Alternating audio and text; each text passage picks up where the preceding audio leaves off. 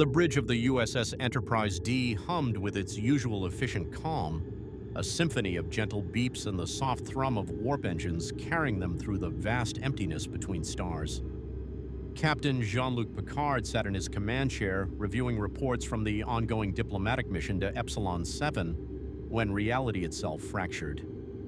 A flash of white light consumed the view screen. Alarm shrieked. The ship lurched violently, throwing crew members from their stations. Commander Riker gripped his console, shouting for a damage report, but his words were swallowed by a sound that shouldn't exist. Laughter, vast and terrible, echoing through the hull as if the Enterprise itself had become a bell struck by divine malice. "Q," Picard whispered, and the name tasted like ashes. The entity materialized on the bridge in a blaze of theatrical light. Dressed in the robes of a cosmic judge, his smile sharp enough to cut worlds. "Bonjour, mon capitaine. Did you miss me?" Q spread his arms wide, his eyes dancing with that peculiar mixture of amusement and cruelty that Picard had learned to dread. "I've been watching your little federation, Jean-Luc, growing, expanding, preening with self-righteousness.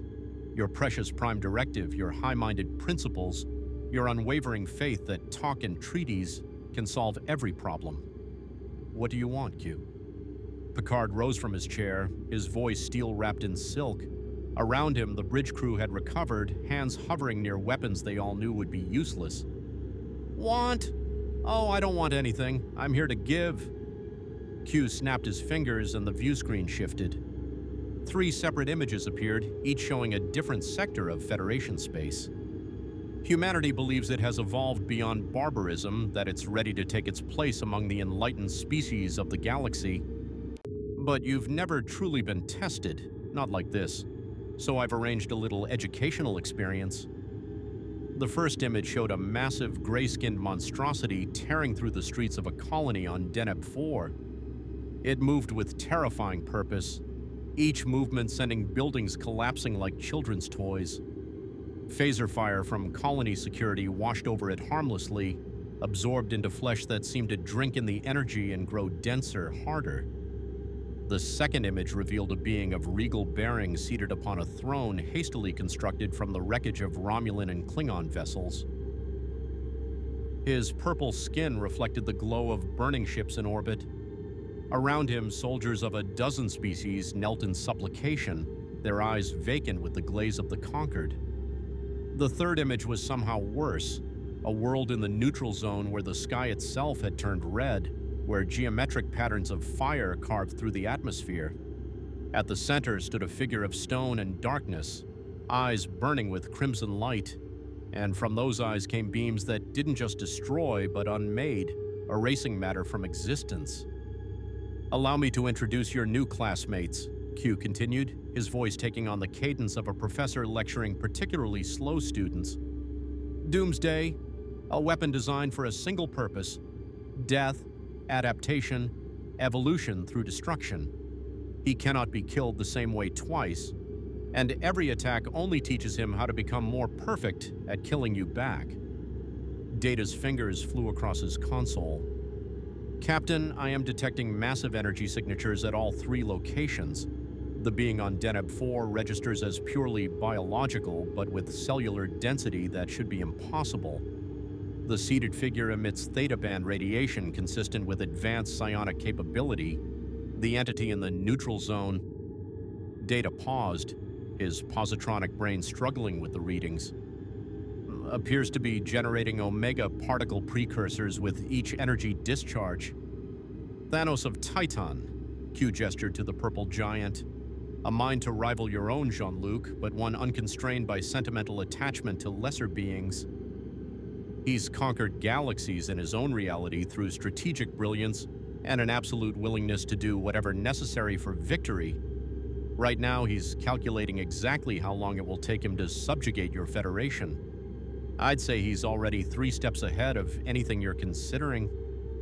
And finally, Darkseid, the god of tyranny itself. Where he walks, freedom dies.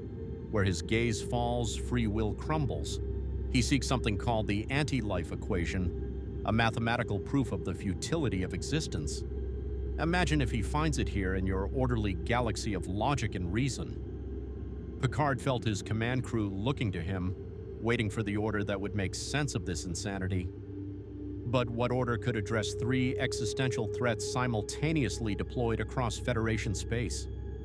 Why? Picard demanded. Why bring these creatures here? Q's smile faded, replaced by something almost resembling genuine curiosity. Because I want to see what you do, Jean-Luc.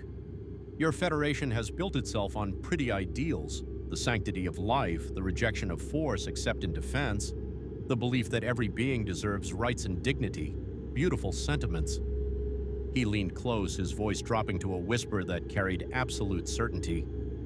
But these 3 cannot be reasoned with, cannot be contained by your rules, and cannot be stopped by your principles. Doomsday will kill everything it encounters. Thanos will enslave your worlds with methodical precision. Darkseid will corrupt your very souls, and you. Q tapped Picard's chest. You will have to decide how far you'll compromise everything you believe in to stop them. Or if you'll watch your Federation burn rather than become the monsters necessary to fight monsters. The entity stepped back, spreading his arms wide. The trial of humanity begins now. You have 3 cosmic-level threats loose in your galaxy, and I've made sure your conventional solutions won't work. No time travel to undo this. No godlike aliens swooping in to save you. No wishing them away. You'll face them with your ships, your weapons, your vaunted Starfleet ingenuity, and your precious principles that I suspect will prove to be your greatest weakness.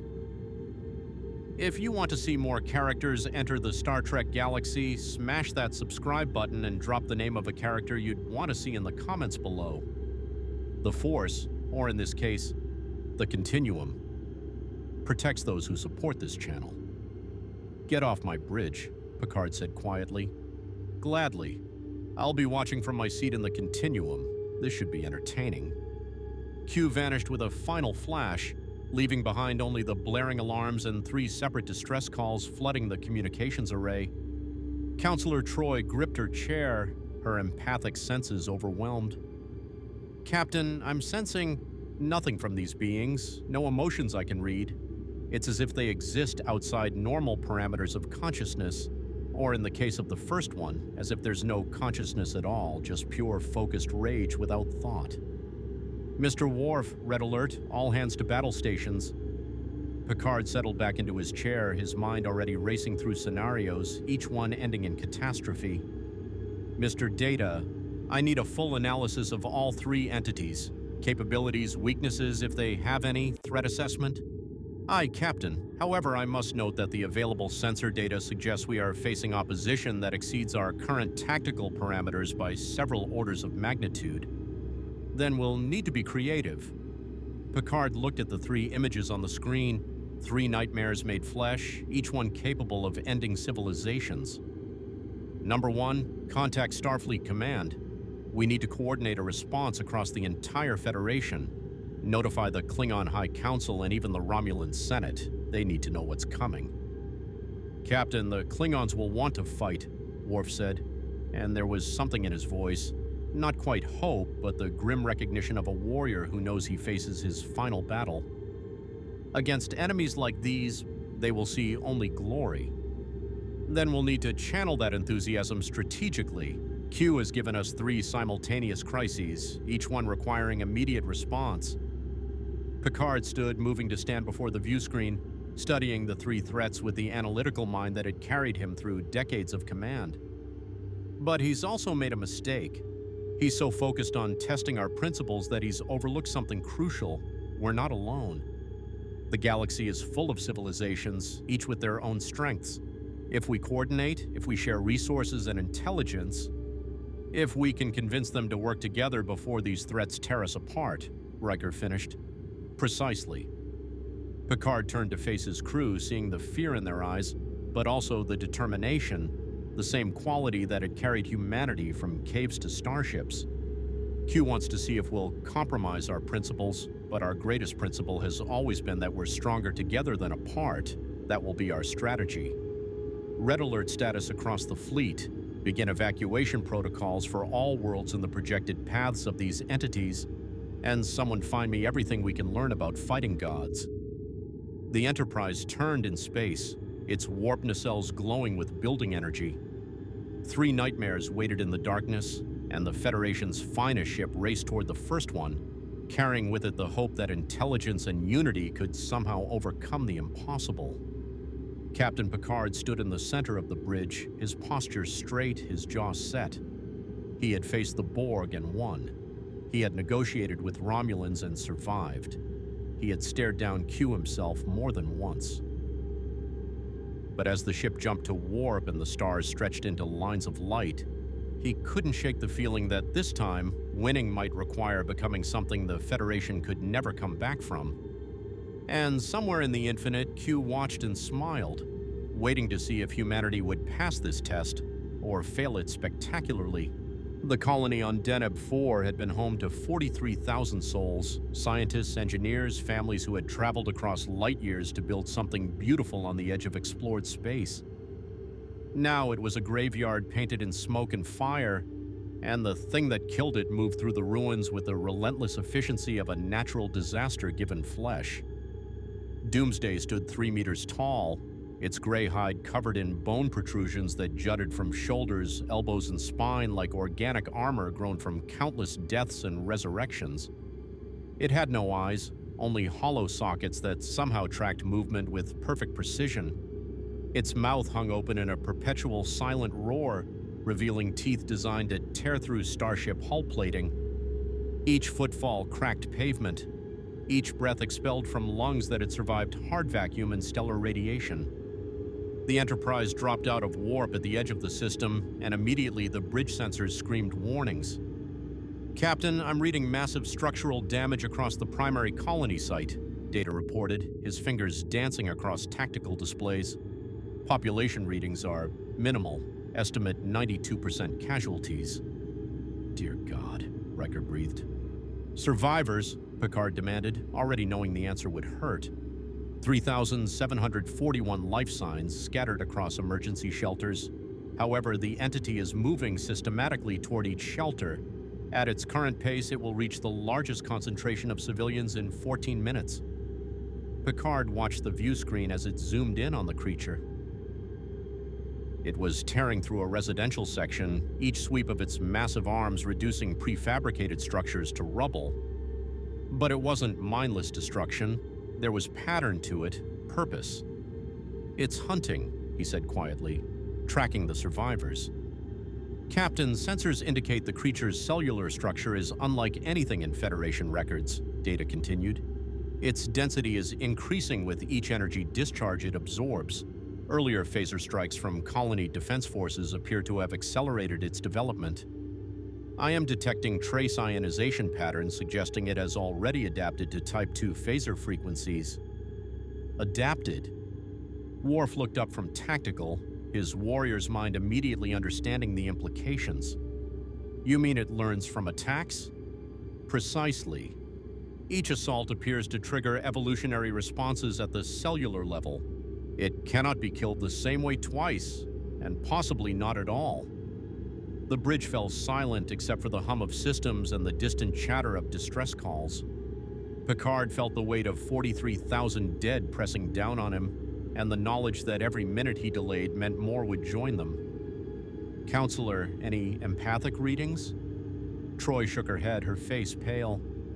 "Nothing, Captain. It's as if there's no consciousness to read, just hunger, not for food or even survival, a hunger for death itself." "Mr. Worf, can we transport the survivors directly to the Enterprise?" "Negative, sir. The entity is generating some form of interference field, possibly electromagnetic in nature. Our transporters cannot achieve lock within a 5-kilometer radius of its position." "Of course, Q wouldn't make this easy." "Then we'll have to draw it away from the civilians." Picard moved to the tactical station, studying the topographical data. "There, the industrial sector, automated facilities, no life signs. If we can lure it there, we buy time for evacuation." "How do we lure something that only wants to kill?" Riker asked. "By giving it something to kill." Picard turned to Worf. "Prepare a shuttle. Load it with every energy signature we can generate. Warp plasma, phaser emitters on continuous cycle, anything that broadcasts our presence loudly. We'll send it on automated pilot straight through the creature's path. A decoy. It might work if the creature is drawn to energy signatures. Data tilted his head, processing. However, once it destroys the shuttle, it will simply return to hunting the colonists. Then we'll need a second phase. Mr. LaForge, report to engineering. I need you to prepare the tractor beam for maximum power dispersal, not to hold the creature, but to push it. If we can force it away from the population centers and into containment. Captain, Worf interrupted, his voice carrying the weight of hard truth. Our tractor beam emits a subspace field. If this creature adapts to energy-based attacks, then it will adapt to the tractor beam and will have armed it with resistance to our primary containment method, Picard finished. He felt the familiar frustration of command, every option a gamble, every choice carrying consequences that rippled outward into possibilities he couldn't predict. Recommendations? We could attempt physical containment, Data suggested. Matter-based barriers rather than energy fields. The creature has demonstrated resistance to energy weapons, but there is no data on its response to kinetic force or structural impediments. You want to drop a building on it? Riker's eyebrow rose. In essence, yes. If we use the ship's tractor beam to manipulate physical debris, collapse structures, heavy equipment, we could potentially bury it or at least slow its progress long enough to evacuate the survivors. It wasn't elegant. It certainly wasn't Starfleet's preferred methodology, but looking at the death toll climbing with each passing second, Picard found himself nodding. Make it so. Worf, coordinate with Data. I want every piece of debris in that industrial sector ready to move. We'll create a barrier between the creature and the colonists, then extract survivors by shuttle since transporters are compromised. The crew moved with practiced efficiency, but Picard caught the looks they exchanged, the unspoken question hanging in the recycled air. What happens when this doesn't work? What happens when it adapts to everything we throw at it? Enterprise to Deneb 4, Emergency Command. Riker opened a channel. This is Commander William Riker of the USS Enterprise. We're beginning evacuation procedures. Route all survivors to designated extraction points in the eastern agricultural sector. We'll provide cover. The response came through garbled with static and terror. Enterprise, this is Governor Talmar. That thing has already torn through our defense forces. Phasers don't stop it. Explosives only slow it down. What? The transmission cut off as something massive crashed in the background, followed by screaming. Governor, stay calm. We're implementing containment protocols now. But Riker's hand tightened on his console, and Picard saw his own helplessness reflected in his first officer's face. Captain, the entity has changed direction, Data announced. It is now moving directly toward the largest concentration of survivors, Emergency Shelter 7. Time to intercept, 9 minutes. Engage, full impulse. Worf, begin debris manipulation the moment we're in range. LaForge, I need those shuttles ready for mass evacuation. Pack them beyond safety capacity if you have to. The Enterprise surged forward, dropping from high orbit into the atmosphere with a thunder that shook the burning colony. Through the view screen, Picard watched the creature stop mid-stride, its eyeless face somehow turning to track the starship's descent. For one moment, he had the terrible impression that it was measuring them, calculating, deciding whether they represented worthy prey. Then it roared, not with sound, but with a pulse of pure kinetic force that rippled outward, shattering every remaining window in a 3-kilometer radius. And it charged. Mother of God, someone whispered on the bridge. Doomsday moved with impossible speed for something its size, each stride covering 30 meters, its bone-ridged arms pumping like pistons. It leapt over burning buildings, crashed through walls without slowing, its trajectory aimed directly at the Enterprise's hover position. Tractor beam, activate, Picard ordered. The golden glow of the tractor beam lanced downward, grabbing a collapsed factory structure, 50,000 metric tons of tritanium and duracrete. Data's fingers moved in precise sequences, and the debris lifted, swung through an arc, and slammed into Doomsday's path. The creature didn't dodge.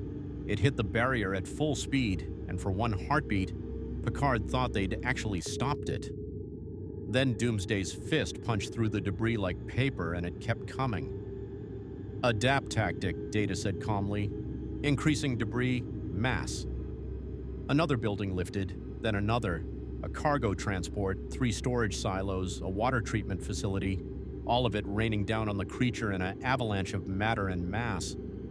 Doomsday vanished beneath the pile, buried under tonnage that would have crushed a starship. Dust bloomed outward in a choking cloud. "Did we?" Riker began. The debris exploded outward. Doomsday emerged, its hide now darker, denser, the bone protrusions larger and sharper.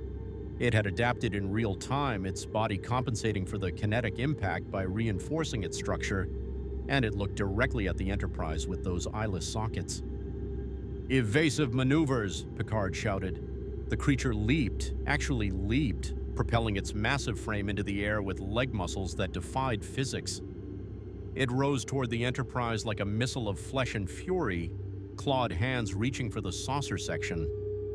The ship banked hard, maneuvering thrusters screaming. Doomsday sailed past, missing the hull by meters, and crashed back to the surface with an impact that registered on seismographs across the planet. "Shuttles away?" LaForge's voice came through from engineering. "We're loading survivors now, but Captain, it's chaos down there. We need more time." Time. Always the one resource they never had enough of. Picard watched the creature rise from its crater, now tracking the shuttles with their cargo of terrified civilians. "Data, analysis. How do we stop something that adapts to everything we do?" "The logical conclusion is troubling, Captain. If the entity evolves in response to all forms of attack, then any action we take to harm it will ultimately strengthen it. The only winning strategy may be..." Data paused, and even his positronic brain seemed reluctant to voice the thought. "No engagement at all. Not an option while colonists are dying." "Agreed. Then we must pursue containment rather than destruction. If we cannot kill it, we must remove it from proximity to population centers." "How? Tractor beam failed, debris failed. What's left?" Worf looked up from tactical, and there was something in his Klingon eyes, a respect for an enemy that could not be defeated by courage or strength. "We lead it away. Give it a target it wants more than the colonists." "Us," Riker said quietly.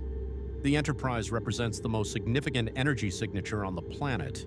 If we maintain low orbit, present ourselves as an obvious threat, the creature may pursue us rather than the survivors." It was sound tactical thinking. It was also suicidal if the creature actually caught them. And when it adapts to pursue starships, when it learns to survive in vacuum or develops the ability to leap to orbital altitude, then we will have bought the colonists time to escape, Worf replied simply. "It is a worthy sacrifice." Picard looked at his crew, at their faces set with determination and fear in equal measure. They would do it. They would fly the Enterprise into the teeth of an unkillable monster to save 3,000 lives. That was what Starfleet meant, what the uniform represented. But Q's words echoed in his mind. "You'll have to decide how far you'll compromise everything you believe in to stop them." Was this the compromise? Turning his ship into bait, risking 700 crew members to save 3,000 colonists? The mathematics were clear, but the weight of that decision felt like betrayal. "Captain," Data interrupted his thoughts, "I am detecting 2 additional warp signatures entering the system. Configuration matches Klingon battlecruisers. On the view screen, 2 Bird of Prey-class ships dropped out of warp, weapons already charging." A familiar voice crackled across the comm channel, harsh, aggressive, and somehow welcome. "Enterprise, this is Captain Kern of the IKS Hegita. We received your distress call regarding an unkillable enemy. My crew was displeased to be left out of such a battle. We are here to correct this oversight." Despite everything, Picard felt a smile tug at his lips. "Captain Kern, your timing is impeccable, but I must warn you, this enemy is unlike anything you've faced." "Then it will be a glorious fight. Hegta out." The Klingon ships dove toward the planet's surface, disruptors blazing. They had no idea what they were attacking. no comprehension that every shot would only make it stronger. "Hail them, warn them not to," Picard began, but it was already too late. Doomsday turned toward the new arrivals, and even across the view screen, Picard could have sworn the creature was smiling. The Hegatah's disruptor fire carved crimson streaks across Deneb 4's burning sky, each bolt hammering into Doomsday's hide with the fury of Klingon battle rage. The creature staggered, actually staggered under the initial assault, and for 3 glorious seconds, Captain Kern's tactical display showed impact damage registering across the target's thoracic region. Then Doomsday's cellular structure rippled like water, the bone protrusions across its shoulders thickened, and the next volley of disruptor fire splashed harmlessly across its chest. "Impossible," Kern growled from his command chair. "Increase power to disruptors. Focus fire on the head." "Captain Kern, cease fire immediately," Picard's voice cut through the battle channel. "You're only making it stronger." But the Klingon warrior's blood was up, honor demanding he answer the challenge before him. The Hegatah and its sister ship, the Kvatil, circled the creature like birds of prey around a wounded beast, except this beast was learning with each passing second how to bring them down. Doomsday crouched, its massive legs coiling with impossible tension. Then it launched itself skyward with such force that the shockwave flattened everything in a 100-meter radius.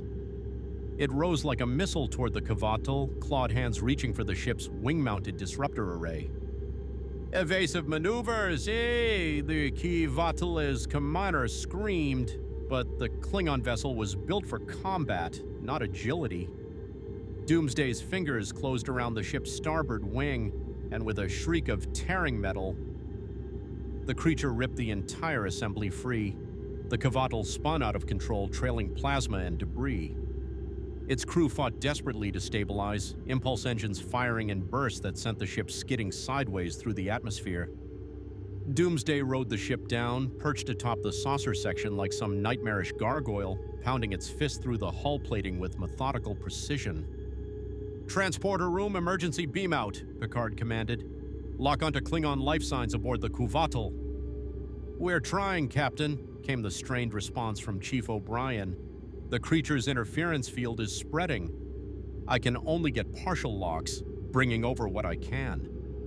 Shimmering columns of light materialized on the Enterprise's transporter pads, 15 Klingon warriors materializing in various states of injury and outrage. But the Kvatil carried a crew of 47. The crippled bird of prey hit the surface in a controlled crash that tore a kilometer-long furrow through the colony's agricultural sector. Doomsday leaped clear at the last second, landing with predatory grace amid the wreckage. It stood there, head tilted as if listening, then began tearing through the hull to reach the Klingons still trapped inside. "No honor in this," Kern spat, watching his sister ship's death throes. "It fights like a beast without glory or purpose." "It is a beast," Picard replied. "One designed specifically to kill without mercy or limitation. Captain, I need you to draw it away from the crash site while we evacuate the survivors." "And how do you propose we do that without firing on it? A Klingon who will not fight is no Klingon at all." "Then fight smarter. Use your ship's mass, ram it, drive it back through physical force alone. Your disruptors only feed its evolution." A long pause filled the channel, and Picard could almost hear the internal struggle. Honor versus pragmatism, the warrior's instinct to attack versus the commander's duty to achieve the objective. Finally, "Acknowledged, Enterprise, but this is not how songs are written. Perhaps we'll write new ones." The Hegatah dove, its shields reinforced to maximum, and slammed into Doomsday like a hammer striking an anvil. The impact sent the creature tumbling backward, away from the Kvatil wreckage. Kern pulled up, circled it, and rammed it again, and again. Each collision left scars across the bird of prey's shields, stress fractures spiderwebbing across the hull, but it worked. Doomsday was being physically driven away from the civilians. "Data, how long can the Hegatah maintain that tactic?" "At current shield degradation rates, approximately 4 minutes before a catastrophic failure." 4 minutes, always racing against impossible clocks. Worf, coordinate with the Klingon survivors we beamed aboard. Get me a damage assessment on the Kvatel. If there's anyone left alive in there, I want them out. Aye, Captain. Worf moved to the turbo lift, pausing to look back at the view screen where his people were literally throwing their ship against an unkillable monster. Pride and grief warred in his expression. On the surface, shuttles were making their final runs, cramming terrified colonists into cargo bays designed for equipment, not people. LaForge's voice crackled through. Captain, we're at maximum capacity and we still have 800 souls waiting for extraction. We need more time. Time they didn't have. The Hegata's shields were failing, glowing red with each impact. Doomsday had already adapted, its bone protrusions now angled specifically to catch and grip the Klingon vessel's hull. On the next ram, the creature grabbed the ship's forward section and held on. "Hegta, break off," Picard commanded. "Cannot comply," Kern's voice came through, strained. "The creature has us, attempting to..." The transmission dissolved into static and the screech of tearing metal. Doomsday pulled itself hand over hand along the bird of prey's hull, ignoring the sparks cascading from failing power conduits, its eyeless face somehow fixed on the bridge section where Kern and his crew fought to shake it free. The Klingon ship spun wildly, but the creature's grip only tightened. "Mr. Data, options."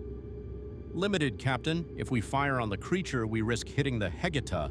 If we attempt tractor beam manipulation, we may destabilize the Klingon ship's already compromised structural integrity." Picard watched a warrior's death unfolding in real time. The Prime Directive offered no guidance for this. Starfleet regulations had no protocol for facing an adaptive bioweapon pulled from another reality by an omnipotent entity. All he had was instinct, training, and the absolute certainty that doing nothing was not an option. "Transporter room? Can you get a lock on Captain Kern and his crew?" "Negative, sir. The creature's interference field is at maximum intensity. We'd need to reduce the field strength by at least 40% to achieve transporter lock." "Then we reduce the field strength." Picard turned to his con officer.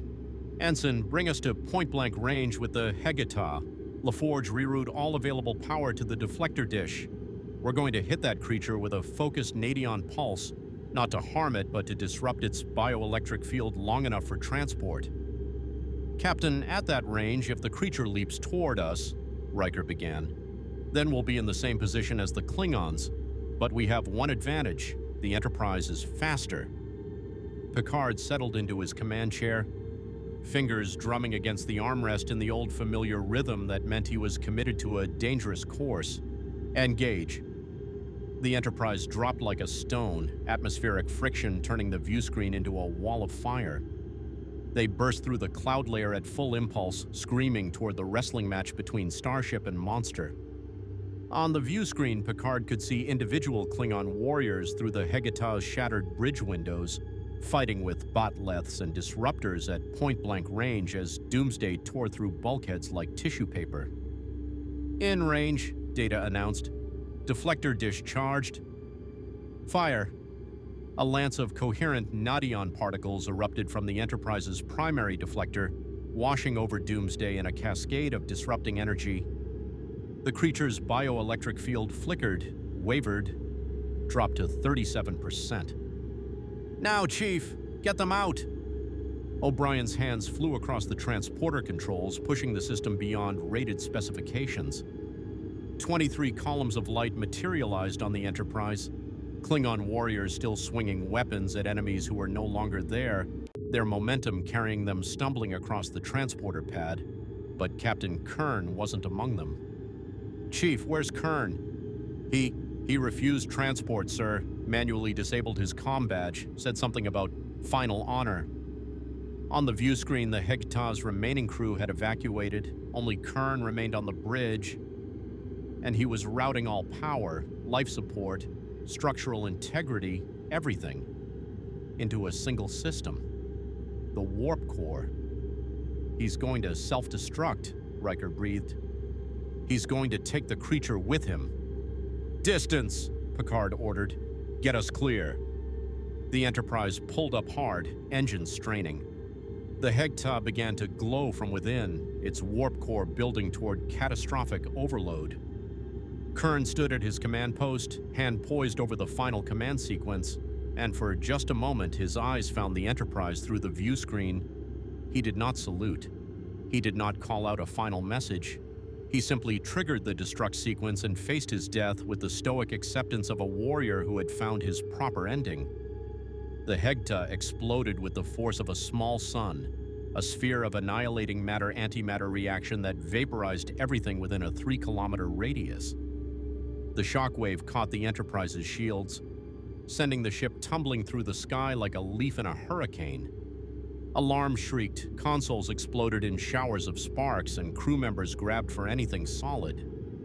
When the light faded and sensors cleared, a crater marked where the Hegata had made its final stand.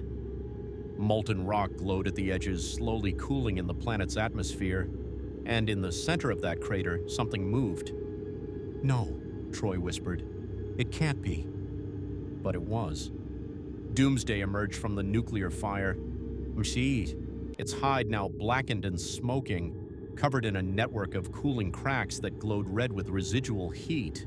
Half its bone protrusions had been blown away, one arm hung at an unnatural angle, and its eyeless face was a mask of char and ruin. It took one step, then another. Each movement sent flakes of carbonized flesh falling away, revealing fresh gray skin beneath. The broken arm straightened with a grinding sound as bones knitted back together. The burns healed before their eyes, cellular regeneration operating at speeds that defied biology. "Scanning the entity," Data reported, his voice tight with something that might have been fear if positronic brains could feel such things. "Captain, it has adapted. Its cellular structure now includes radiation-resistant proteins and heat-dispersing mechanisms. The warp core explosion has made it functionally immune to similar attacks." Picard felt something cold settle in his chest. Kern had died for nothing. The Hegata's crew had sacrificed everything, and all they'd accomplished was teaching the creature how to survive antimatter explosions. "Shuttle's status." "Last shuttle clearing the surface now," LaForge confirmed. "All colonists accounted for and evacuated." "Then we're leaving. Set course out system, maximum warp." "Captain," Worf's voice came from behind him. The Klingon had returned to the bridge, still carrying a bat'leth stained with his own blood from the evacuation efforts. "We cannot leave. That creature will hunt other worlds, other colonies." "I'm aware, Commander, but right now we need to regroup, reassess, and develop an actual strategy instead of throwing lives away in futile attacks." Picard turned to face his tactical officer.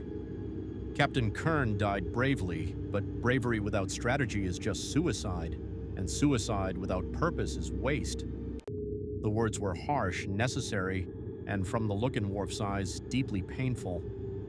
But the Klingon officer nodded, accepting the logic even as his warrior's heart rebelled against retreat.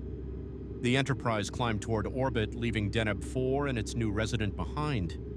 On the view screen, Doomsday watched them go, standing amid the ruins of a civilization and the crater of a Klingon ship's final defiance.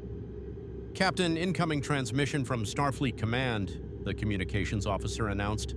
"Admiral Nechayev, she's marked it Priority 1. On screen, Admiral Alina Nechayev's face appeared, and there was no warmth in her expression, only the cold calculation of someone who dealt in strategic realities. "Captain Picard, I've reviewed your report on the Deneb 4 situation. Your assessment is that this creature cannot be destroyed by conventional weapons?" "That is correct, Admiral. Every attack only makes it stronger." Captain Kern's sacrifice proved that even antimatter detonation is insufficient. "Then conventional weapons are not the solution." Nechayev leaned forward, her eyes hard. "Captain, I'm authorizing you to investigate alternative methods of containment or elimination, unconventional methods. Starfleet Command is convening an emergency session to discuss options including—" She paused as if the words tasted bitter. "Including the deployment of Genesis devices, temporal displacement, or other extreme measures. Admiral, the Genesis device is banned under Federation law. Its use would violate every treaty we've signed. So is allowing an unkillable weapon to rampage through Federation space. We're facing an existential threat, Captain. The rules may need to be flexible. There it was, Q's test made manifest. The slow slide from principles to pragmatism, from ideals to expediency. Picard could see the path laid out before him, each compromise justified by necessity, each violation of Federation law explained by the magnitude of the threat, until one day he looked in the mirror and saw someone he didn't recognize. I understand, Admiral, but I request permission to continue seeking alternatives before we resort to such measures. Granted, but Captain, Nechayev's voice softened slightly, though her expression remained stone. Don't take too long, because we're facing 3 threats, not 1. And I'm getting reports that the second threat, this Thanos, has already conquered 2 systems in Romulan space. He's broadcasting terms of surrender across all subspace frequencies. What terms? Unconditional servitude, absolute loyalty. The cessation of all resistance and the acceptance of his rule as inevitable. Nechayev's image flickered. He calls it the only rational response to superior force. And Captain, according to our intelligence, several worlds are already considering his offer. The transmission ended, leaving Picard staring at his reflection in the darkened view screen. Behind him, the bridge crew waited for orders, for reassurance, for the captain's confidence that had guided them through countless crises. But all Picard felt was the weight of Q's challenge and the terrible knowledge that somewhere in this galaxy, 3 nightmares were loose, and every moment they remained free was another step toward Federation's destruction or its transformation into something unrecognizable. Mr. Data, compile everything we've learned about these entities, weaknesses, behavioral patterns, anything that might give us an advantage, and contact our unconventional allies. It's time to see if the Romulans are willing to work with us. And if they refuse, then we'll face this threat with whoever will stand with us, but we'll face it as Starfleet officers, not as the monsters Q expects us to become. The Enterprise jumped to warp, leaving Denebavor behind. But Picard knew they weren't running away. They were racing toward answers they might not want to find, and choices that would define not just his command, but the soul of the Federation itself. The throne room on Xanathar Prime had once been the planetary governor's assembly chamber, a soaring space of white marble and crystalline skylights where representatives from 100 worlds debated trade agreements and cultural exchanges. Now it was a monument to conquest, its floors stained with the blood of those who had resisted, its walls carved with warnings in 30 languages. Resistance is futile, servitude is salvation. Thanos sat upon a throne constructed from the wreckage of Romulan warbirds, his massive frame dwarfing the elaborate chair. His purple skin caught the light from burning cities visible through the shattered skylights, and his eyes, those terrible, intelligent eyes, surveyed his domain with the satisfaction of a mathematician who had solved an elegant proof. Before him knelt the survivors, Romulan commanders who had watched their fleets burn, Federation colonists who had chosen pragmatic surrender over noble death, Klingon warriors whose honor had cracked under the weight of impossible odds. They knelt not from defeat in battle, but from the slow, crushing realization that Thanos had already won before the first shot was fired. "You believed yourself civilized," Thanos spoke, his voice resonating through the chamber with the certainty of immutable law. "You built your societies on principles, order, honor, freedom, pretty words for the lies you tell yourselves to justify weakness." He rose from his throne, descending the steps with measured grace. "I have studied your galaxy for 3 solar cycles now. Your Federation speaks of equality while millions starve on worlds they cannot reach. Your Klingon Empire preaches honor while genocide becomes glory if sung in the right key. Your Romulan Star Empire builds itself on secrets and manipulation, calling treachery pragmatism."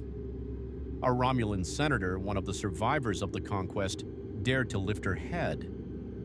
"And what are you, Titan? What makes your tyranny superior to our flawed civilizations?" Thanos smiled, and there was genuine appreciation in that expression. "Honesty. I do not pretend my rule is just or righteous. I do not claim the moral high ground while standing on corpses. I offer a simple transaction, submit to my authority, and I will bring order to this chaotic galaxy. Resist, and I will crush you with the same systematic efficiency I have employed across 1,000 worlds in my own reality." He gestured to a holographic display that materialized in the center of the chamber, a tactical map of the sector showing Federation space, Romulan territory, and the expanding sphere of his influence. "In 72 hours, I have conquered 14 systems. Not through superior firepower, though I possess that. Not through overwhelming force, though I command sufficient warriors.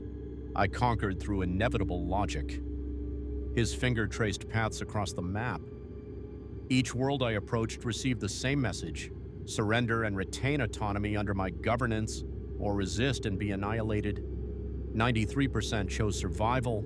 The 7% who chose defiance now serve as examples. The map zoomed to show one such example, a Federation outpost that had refused his terms. Where buildings had stood, only fused glass remained. Where 12,000 colonists had lived, sensors detected no life signs. "Genesis devices?" the Romulan senator breathed. "You possess Genesis technology?" "I possess nothing so crude. This is molecular disintegration conducted at the quantum level, an art I perfected in my previous campaigns. There is no radiation, no environmental damage beyond the elimination of complex organic structures. The planet remains habitable. The buildings can be reconstructed. Only the people who chose defiance have been subtracted from the equation." A Federation liaison officer, a lieutenant commander who had been part of Xanathar Prime's diplomatic corps, found his voice. "The Federation will never accept your rule. Captain Picard and the Enterprise." "Ah, yes, the famous Jean-Luc Picard." Thanos returned to his throne, settling into it with the comfort of someone who knew his position was unassailable. "I have reviewed your historical records. Fascinating reading. A man of principle, defender of ideals, champion of the weak. He faced the Borg and prevailed through a combination of tactical brilliance and fortuitous circumstances." The Titan leaned forward. "But I am not the Borg. I do not assimilate. I do not require your biological distinctiveness or technological characteristics. I simply require your obedience." "He will find a way to stop you," the lieutenant commander insisted, though his voice wavered. "Will he? Let us conduct a thought experiment." Thanos stood again, pacing before his subjects like a professor before students. "Picard arrives in this system with the Enterprise. He hails me, demands my surrender, appeals to my better nature. I refuse. What are his options?" He held up one massive finger. "Option 1, he attacks. The Enterprise is formidable, but I have already studied its capabilities. My shields, adapted from technologies spanning 6 galaxies, can withstand sustained phaser fire. My weapons can target specific ship systems with precision your sensors cannot match. In a direct engagement, the Enterprise would fall within 14 minutes. A second finger. Option 2, he attempts diplomacy. He tries to find common ground, to negotiate, to appeal to reason. But I am supremely reasonable. My position is the most rational available. Submit to superior force or be destroyed. There is no middle ground to negotiate." A third finger. Option 3, he gathers allies. The Federation, the Klingons, the Romulans, perhaps even species you have never allied with before.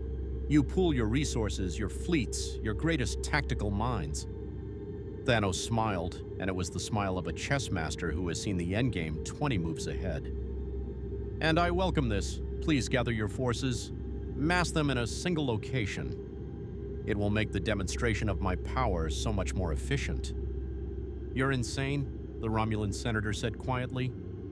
"Insanity is repeating the same actions and expecting different results. I offer proven methodology. In my own reality, I brought order to a universe drowning in chaos. Half the population, selected at random, dispassionate, fair. The remaining half inherited a paradise, resources abundant, conflicts resolved, suffering minimized." His voice took on an almost wistful quality. "That was taken from me when Q pulled me into this galaxy. But perhaps it was an opportunity, a new universe to organize, new civilizations to guide toward rational governance. You mean to kill half the population of our galaxy? The Federation officer looked ill. Only if you force my hand. I would prefer a more elegant solution. Total submission without the waste of useful laborers and minds. But if your stubborn attachment to freedom requires a demonstration of consequence, then yes, I will eliminate half of all life in this galaxy, and the survivors will understand the price of resistance. The throne room fell silent except for the crackle of distant fires and the hum of Thanos' technology, devices the Federation's best scientists couldn't begin to understand, machines that bent reality itself to accomplish his will. You have families, Thanos continued, his tone almost gentle now. Children, parents, bondmates. They exist in Federation space, in Romulan territory, on Kronos, on 1,000 worlds I have not yet reached. When I broadcast my ultimatum across all subspace frequencies, they will hear my offer. They will learn that their loved ones, you chose survival, pragmatic submission over noble death, and they will ask themselves, if my senator surrendered, if my commander knelt, if my leaders chose survival, should I not do the same? He gestured, and guards, beings from a dozen species, all wearing the same expression of resigned servitude, escorted the kneeling supplicants away. Only the Romulan senator remained, her green blood pulsing in her temple with suppressed fury. "Why keep me?" she demanded. "Because you are Commander Sella, daughter of an alternate reality's Tasha Yar. You have connections to the Federation, credibility with your own people, and enough tactical brilliance to recognize when a battle is lost before it begins." Thanos descended the steps until he stood directly before her. "You will be my voice to both powers. You will carry my terms, total surrender within 30 days, or I begin systematic elimination of worlds chosen at random, one per day, no warnings, no negotiations. And if I refuse, then I select someone else, and your homeworld of Romulus becomes Day One's example. Your choice, Commander. Die uselessly now, or live to see if your Federation friends can actually stop me." Sella's jaw clenched, her eyes burning with rage and calculation in equal measure. Finally, she gave a single curt nod. "Excellent. You may go. My ships will escort you to the neutral zone border. I suggest you prepare a very convincing argument for why Captain Picard should not simply throw you in the brig for collaboration." Aboard the Enterprise. "Captain, we're receiving a transmission from a Romulan courier ship at the neutral zone border," Worf announced. "They're requesting immediate asylum and safe passage. The ship is registered to Commander Sella." Picard felt a headache building behind his eyes.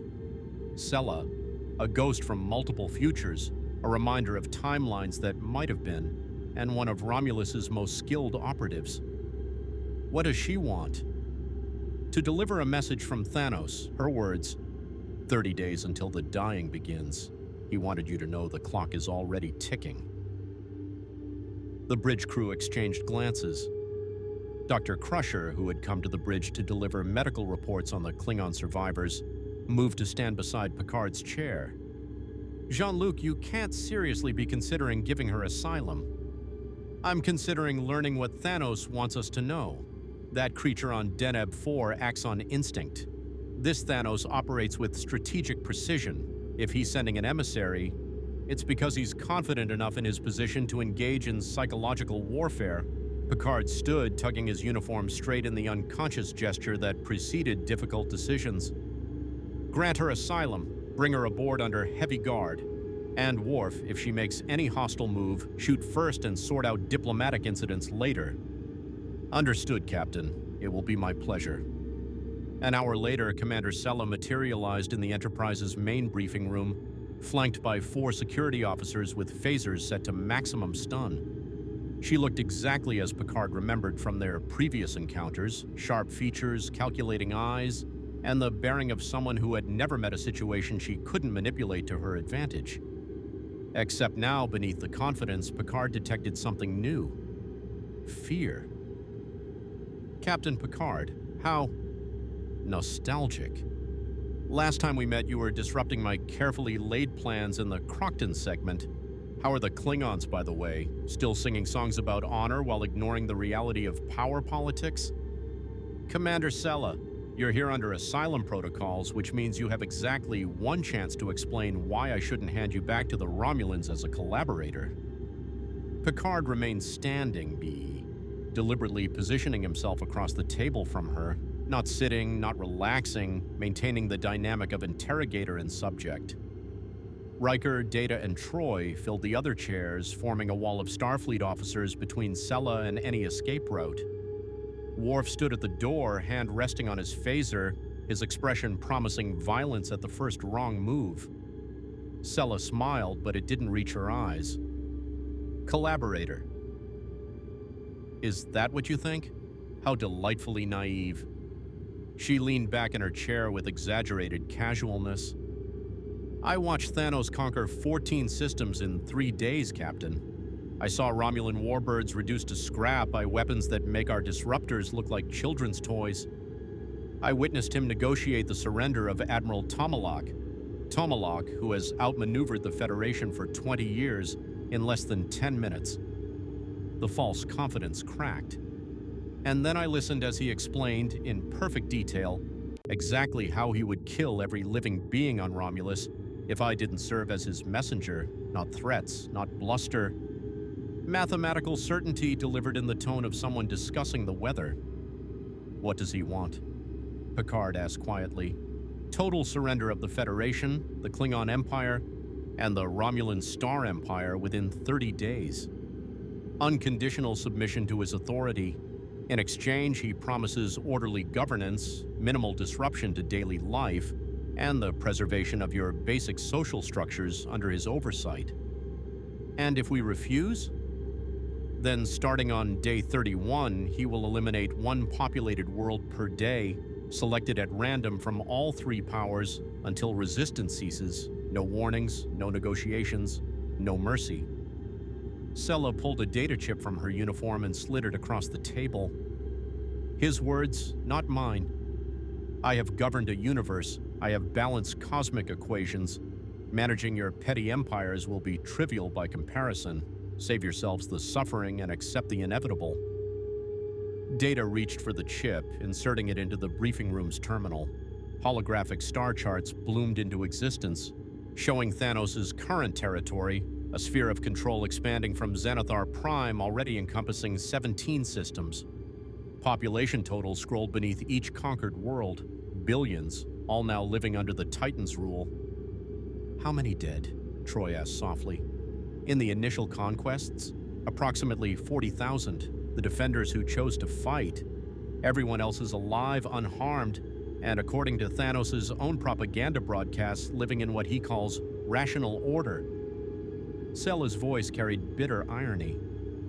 He's not wrong. Crime rates have dropped to 0, resource distribution is mathematically optimized. Conflicts that have simmered for generations have been resolved by simple decree. He's given them the peace they claimed to want, and all it cost was their freedom. Picard studied the holographic display, his tactical mind already running scenarios. The Enterprise could reach Xanathar Prime in 6 hours at maximum warp. They could evacuate the population, or attempt a surgical strike, or... Don't, Sella said, reading his expression with practiced ease. Don't waste your crew's lives on heroic gestures.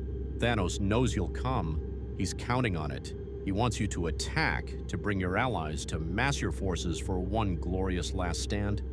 Because when he defeats you, and Captain, he will defeat you, the psychological impact will break what remains of organized resistance. You seem very certain of his victory. I've seen his tactical displays. He's already war-gamed every scenario. Enterprise arrives alone. He's calculated the exact sequence to disable your ship without destroying it. He wants you alive, you see, for the symbolism. Enterprise arrives with a fleet? He has weapons that can target multiple ships simultaneously, exploiting specific weaknesses in each class of vessel. She leaned forward. He's fought cosmic entities in his own reality, Captain. Beings that make your Q look like playground bullies, and he either defeated them or survived them long enough to be pulled into our galaxy. What exactly do you have that he hasn't already encountered and overcome? The briefing room fell silent. Through the windows, stars streaked past at warp speed. the Enterprise racing toward answers that seemed increasingly insufficient. "There must be a weakness," Riker said. "Everyone has a weakness." "Pride," Data offered. "He broadcasts his certainty, his supremacy. This suggests a psychological need for validation through dominance. Or it suggests he's so confident in his position that he doesn't need to hide his advantages." Sella stood, and immediately Worf's hand tightened on his phaser. "Easy, Commander. I'm not going anywhere. Where would I go? Romulus won't take me back, and Thanos will kill me if I fail to deliver his message." She moved to the window, staring out at the stars. "You want his weakness? He gave it to you already, 30 days. He's offering you time to prepare, time to gather your forces, time to develop strategies. Why? Because he's so certain of victory that he can afford to give you every advantage and still win. That arrogance, that absolute conviction in his own superiority, that's your only opening." "Explain," Picard ordered. "He expects rational responses, expected tactics. He's wargamed every conventional strategy because his mind operates on pure logic. But Captain," Sella turned to face him, and in her eyes Picard saw something he'd never expected from a Romulan operative: hope. "You're famous for finding the unconventional solution, the Kobayashi Maru scenario, the Borg, every seemingly impossible situation where you've prevailed by rejecting the expected approach. If anyone can find the irrational solution that breaks his calculations, it's you." Picard met her gaze, searching for deception or manipulation, but all he found was exhaustion and the desperate hope of someone who had seen overwhelming power and needed to believe it could be stopped. "How long before he expects your return with our response?" "He doesn't. He said, and I quote, 'They will refuse. Picard's pride and principles will demand he try to stop me. Let him come. I look forward to teaching the Federation what happens when philosophy encounters inevitability. Then we'll disappoint him by not playing his game." Picard activated the comm. "Bridge, lay in a course for Deep Space Nine, maximum warp." "Deep Space Nine?" Riker looked surprised. "Captain, that's 3 days away, even at maximum warp." "Precisely, which means Thanos will spend those 3 days wondering why we're not rushing into his trap. Meanwhile, we're going to do something he won't expect. We're going to call a council of war that includes every power in the Quadrant. Federation, Klingons, Romulans, and anyone else willing to recognize that if Thanos conquers us, they're next." Picard looked around the briefing room at his officers. "He wants to fight us separately, using our divisions against us. We'll deny him that advantage." "The Romulans will never agree to work with the Federation," Sella protested. "They will if you convince them. You want redemption? You want to prove you're not a collaborator?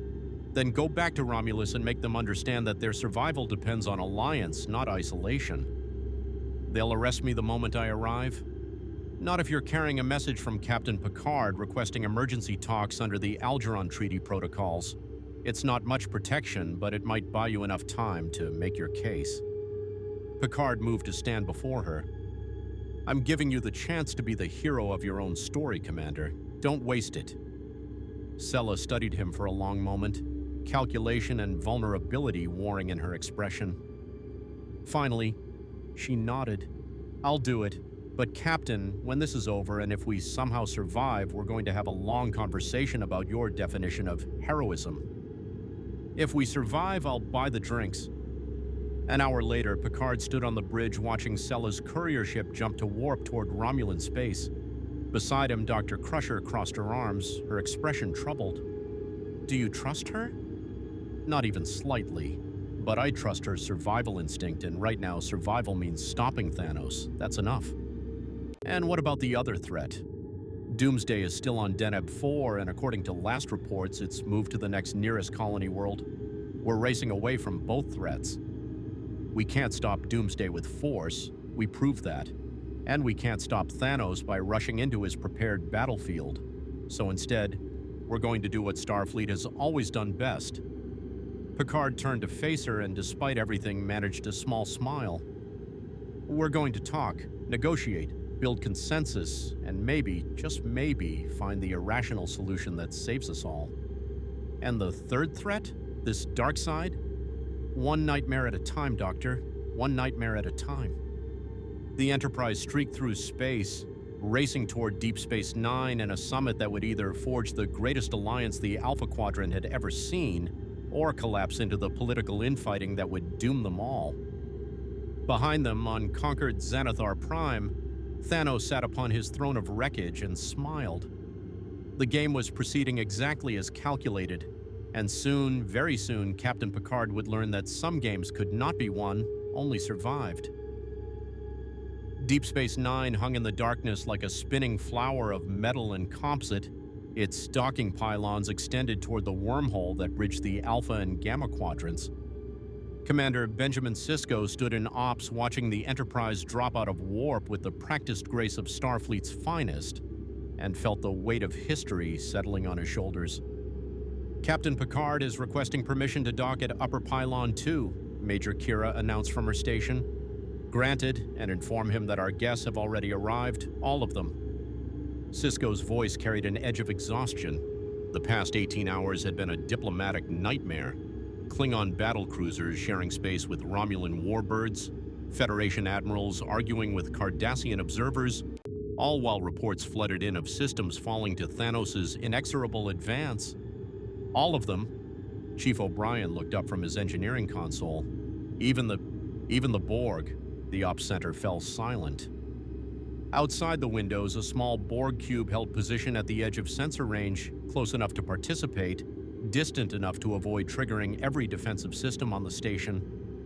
It was a sphere perhaps 1/10 the size of a standard cube, but its presence sent ripples of fear through every species that remembered Wolf 359, remembered assimilation, remembered the cold certainty of resistance being futile. Sisko moved to the situation table where holographic representations of the Alpha and Beta quadrants rotated slowly. Red markers indicated Thanos' conquered territory, 23 systems now, expanding at a rate that suggested he'd control 50 by week's end. Yellow markers showed Doomsday's rampage through the Deneb sector, 7 colony worlds evacuated, 2 destroyed because evacuation came too late. And in the neutral zone, a pulsing crimson marker indicated something new, Darkseid's growing empire. Computer, display updated intelligence on threat designation Darkseid. The hologram shifted, focusing on a cluster of systems near the Romulan-Klingon border. What had been neutral territory 72 hours ago was now something else, a region where entire populations had simply stopped communicating with the outside galaxy. No distress calls, no evacuation attempts, just silence spreading like a cancer. Long-range scans detected massive energy discharges consistent with omega particle destabilization, Dax reported from science, her trill markings seeming to darken with concern. But localized, controlled. Whatever this Darkseid is doing, he's manipulating energies that should be impossible to contain. And the population? Still there, still alive according to biosigns, but their neural patterns, Dax trailed off, pulling up a comparison scan. Look at this. Normal Klingon brain activity on the left. Typical variance in theta and delta waves. Now look at the readings from worlds under Darkseid's control. The patterns were identical across millions of individuals, perfectly synchronized neural oscillations with no variation, no individuality, no deviation from a central frequency. They're all thinking the same thoughts, O'Brien breathed. It's like the Borg, but worse. The Borg at least assimilate you into a collective. This is something rewriting consciousness itself. Sisko stared at the data, feeling cold certainty settle in his gut. 3 threats, each representing a different form of annihilation. Doomsday, pure physical destruction. Thanos, systematic conquest through superior force and intellect. Darkseid, the elimination of free will itself, the death of individuality while the body still lived. Benjamin, a familiar voice called from the turbolift. Captain Picard emerged, flanked by Commander Riker and Lieutenant Commander Data. The captain looked older than Sisko remembered, lines deeper around his eyes, jaw set with grim determination. Thank you for hosting this summit on such short notice. Thank you for convening it, though I have to admit when you said all interested parties, I didn't expect the Borg to actually show up. Nor did I. But it seems even the collective recognizes an existential threat when they see three of them simultaneously. They move to the situation table, and within minutes the wardroom filled with representatives that should never have occupied the same room without weapons fire. Admiral Nechayev represented Starfleet Command, her face carved from stone and strategic calculation. Chancellor Gowron of the Klingon High Council paced like a caged targ, honor and pragmatism warring in his eyes. A Romulan delegation led by Commander Sella, escorted by no less than 8 Romulan guards, took positions as far from the Federation officers as possible. Cardassian observers lurked in the corners, their presence permitted but not welcomed. And standing apart from everyone, a single Borg drone designated 7 of 9, recently severed from the collective and serving as their liaison, regarded the assembly with eyes that had seen the assimilation of worlds. "This is unprecedented," Gowron growled, his voice carrying the weight of a warrior who hated diplomacy. "Klingons, Romulans, and Federation sharing battle plans. If any of my warriors knew I was here, they would understand that survival transcends honor," Picard interrupted smoothly. "Chancellor, your warriors are dying fighting Doomsday with conventional tactics. How many ships have you lost trying to prove Klingon courage against an enemy that adapts to every weapon?" 17 vessels, 360 warriors who died with honor. Warriors who died for nothing, Sella interjected coldly. "We've run the simulations. Doomsday cannot be stopped by force. Every attack teaches it how to survive the next one. Your honorable deaths are just feeding its evolution." Gowron's hand moved to his duktag, but Picard stepped between them. "We're not here to assign blame. We're here because Q has given us a test we cannot pass individually. 3 cosmic-level threats, each one calibrated to exploit our weaknesses. Doomsday challenges our reliance on military solutions. Thanos exploits our political divisions. And Darkseid," he gestured to the neural pattern displays, "threatens the very concept of individual consciousness. Then what do you propose?" Nechayev's voice cut through the tension. "Pretty speeches about unity won't stop Thanos from conquering another system tomorrow." "No, but coordinated intelligence might reveal patterns we're missing." Picard activated the holographic display, pulling up all available data on the 3 threats. "Data, present your analysis." The android stepped forward, his positronic brain processing information faster than organic minds could track. "I have identified potential correlations between the 3 entities. Observation 1. All 3 appeared simultaneously across the galaxy, suggesting Q's intervention was deliberate and coordinated. Observation 2. Each threat represents an escalating challenge. Doomsday tests our tactical adaptability. Thanos tests our strategic unity. Darkseid tests our philosophical foundations." "You're saying this is staged?" Sella's eyes narrowed. "That Q designed this specifically to force us to evolve beyond our current limitations?" "Yes." Data pulled up tactical projections. "However, I have also identified potential vulnerabilities. Doomsday's adaptation is reactive, not predictive. It learns from direct experience but cannot anticipate novel stimuli.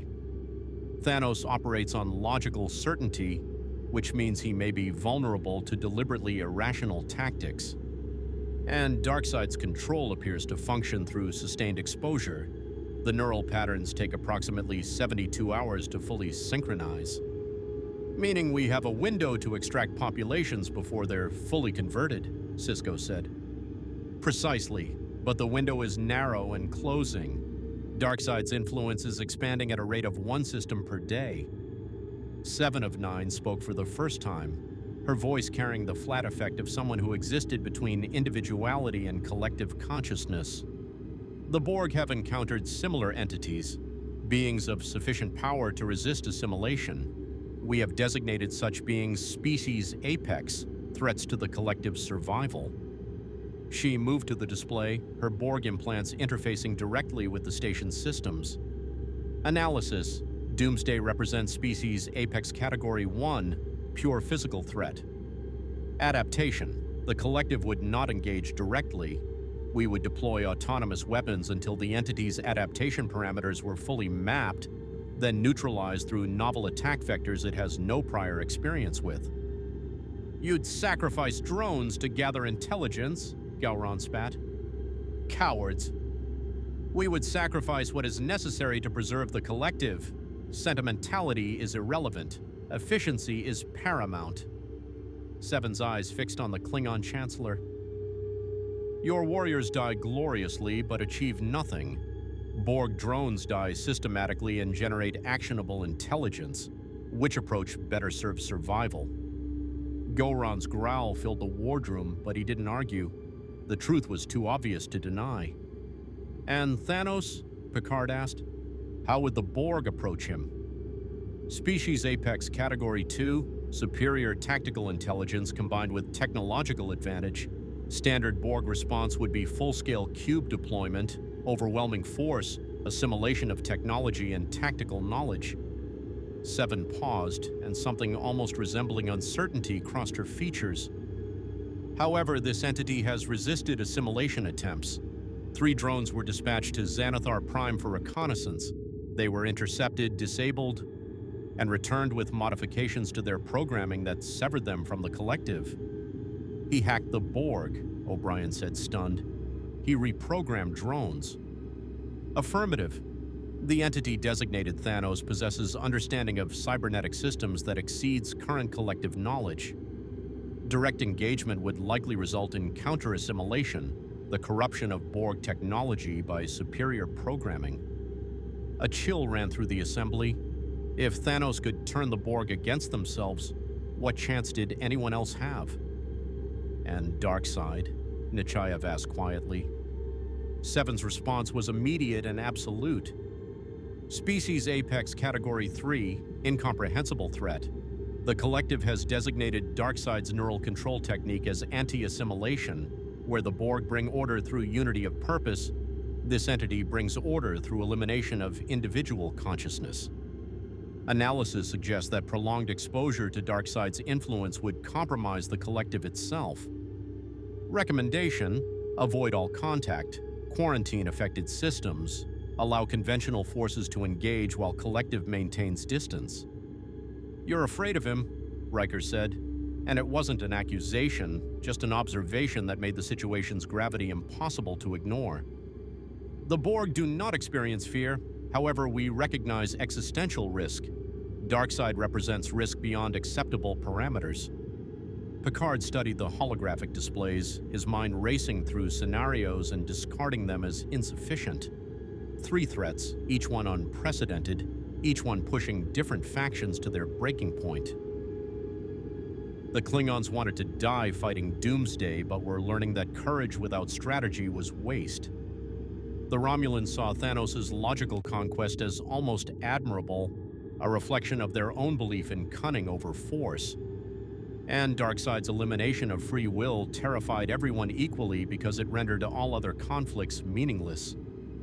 We need to coordinate our responses, he said finally, not as separate powers pursuing independent agendas, but as a unified force with clear strategic objectives. Impossible, Sella scoffed. The Romulan Senate will never accept Federation command authority. Then don't think of it as command authority, think of it as tactical specialization. Picard pulled up a new display showing force distributions. The Klingon Empire has the warriors and the willingness to engage in sustained combat. The Romulan Star Empire has intelligence networks and cloaking technology. The Federation has scientific resources and diplomatic infrastructure. The Borg have computational analysis and tactical databases. Each faction contributes what they excel at, coordinated through a joint command structure. Who commands? Gowron demanded. No one commands. We operate as equals, sharing intelligence and resources. Think of it as a temporary alliance against a common threat. Alliances require trust, a Cardassian observer noted dryly. We have history that suggests trust is a luxury none of us can afford. Then we operate on enlightened self-interest, Sisko interjected. Each of you wants to survive. Each of you recognizes that your individual chances of survival decrease with every hour these threats remain active. Cooperation isn't about trust, it's about mathematics. Together we might succeed. Separately, we definitely fail. The room fell silent as everyone processed the truth of that statement. Outside the windows, ships from a dozen species held uneasy positions, weapons powered but not locked, shields raised but not at maximum.